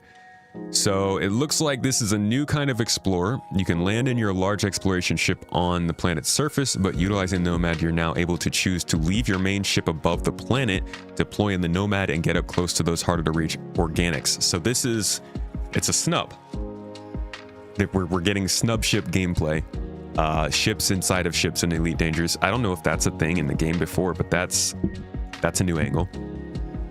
One of the first things to notice is that the Nomad utilizes different landing gear to other ships. These narrow helicopter-inspired skids give the Nomad a smaller landing profile, allowing it to perch on more uneven terrain. Okay. Another key visual distinction is the engines will pivot upon landing and naturally sit just above the ground. That's where those landing skids come in handy. It gives the commander more freedom in exploring different locations on planetary surface. Does it actually affect the flight profile of the ship though? That would be interesting. It's going to offer commanders using a larger exploration ship more flexibility in how they approach scanning organics, and it's only the first look. All right, so this is going to launch in ARC's early access alongside operations on 30th of June. That means it's a real money thing, or you have to earn over time, because they are gated how much you can make per day. Apparently it also has a bread oven and a roulette wheel inside, a roulette table. That's pretty nice, dude. What else are you supposed to do? Let's see what the Burr Pit had to say about it. Not a long video. I'm not going to go through all of it. I'll link it for you guys, though, so you can watch it if you'd like. What? Shh. Here is the link to this video if you'd like to watch it. I just want to hear the good stuff. Channel, we've been given an early look at the new Nomad ship-launched vessel that is coming to ARC's early access at the end of June. And in this video, we're going to quickly cover off some of your biggest questions. First things first then, Frontier hinted last week that there a little bit of Terrapin vibes to it. Was more to this little ship than they've revealed so far, but said that they'd leave it to the partnered content creators to discover what they were talking about. There had been some significant speculation in the community about the doors on the Nomad and how you might enter and exit the ship when it's landed, and it is in fact this feature that Frontier were alluding to. When the ship lands on a planet and you select disembark, you spawn inside the rear of the ship and are witness to the sides of the Nomad opening up. Okay. It is an interior. I mean, it's Inside definitely interior. It's still like a jump cut between flying and being in the ship, which makes me think there's some kind of disconnect there, but this is the start rear of the ship and are witness to the sides of the Nomad opening upward, and also got a room system. It detected the temperature difference when the doors opened. Don't know about like atmosphere and stuff, but I'd assume that tracks as well. Rearward hatch folding down into a ramp. Importantly, there is no blue tunnel. To enter the Nomad, you get back in, walk up to the cockpit seat, and as you approach, a menu option appears in exactly the same way as an SRV. They did it, dude. Oh my god. Honestly, I was not sure if Frontier was going to do this. After No Man's Sky went and did it, dude, it didn't feel like there was much of an option to keep running a space game and not allow people to walk into a ship, but here it is. They're doing it. I won't say thank you, Hello Games, but thank you, Hello Games, for changing the expectation. I don't think this is something Frontier saw Hello Games do and then did it themselves, but I genuinely think that if there weren't other games doing this in the industry, Elite Dangerous wouldn't have felt the pressure to do it, because their players have been begging for it for like 10 years. There is no blue tunnel. To enter the Nomad, this is a great you moment, get back in, walk up to the cockpit seat, and as you approach, a menu option appears in exactly the same way as an SRV, and you select an option to board the ship. But I'll stress again, this all happens from inside the ship. When you wander away from the that's the one, like, this is the disconnect, and I'm wondering if this is like the bit they will never be able to get past. Is there something different about piloting the ship and walking around in it? But honestly, I don't mind that. That's not that bad. A little fade to black, whatever, dude. Being able to get on and off a ship, if this means that they can start getting an EVA gameplay, if it makes Space Legs feel more like a central part of the game, this could be a huge moment for Elite Dangerous. I'm happy for them. Stress again, this all happens I'm happy for us. from inside the ship. When you wander away from the ship on foot or in an SRV, the 3 sets of doors all close, and they only reopen again when you approach the vessel. And we've put nearly 3.5 kilometers between us and our Nomad so far, and the ship has remained, so it doesn't appear to dismiss or blow up, at those distances at least. While you're using your Nomad, your mothership will follow you around at a safe distance, much the same way as a ship-launched fighter. But unlike a ship-launched fighter, you can dismiss your ship while using the Nomad and fly around completely independently. If the Nomad is destroyed with you in it, you'll respawn back in the controls of your mothership in orbit, and the Nomad has unlimited rebuys, so you can just redeploy it again without significant delay. Jeez, dude. If you recall the mothership while you're out on foot, your mothership will land, granting you access to any SRV. Okay, but can you fly the Nomad around separate from the ship? Like, can you go explore the rest of the universe without this ship? Or is this ship still tied to your mothership? Craft, and you can actually name it and give it a registry number, as well as choose how you want the name to appear on the ship's exterior, in the same way as a regular ship in Elite Dangerous. Like regular ships, the Nomad also supports multiple ship kits and paint jobs to alter the exterior appearance, but unlike ships currently in Elite, it also supports ship kits to add purely cosmetic objects to the interior space, such as scientific equipment.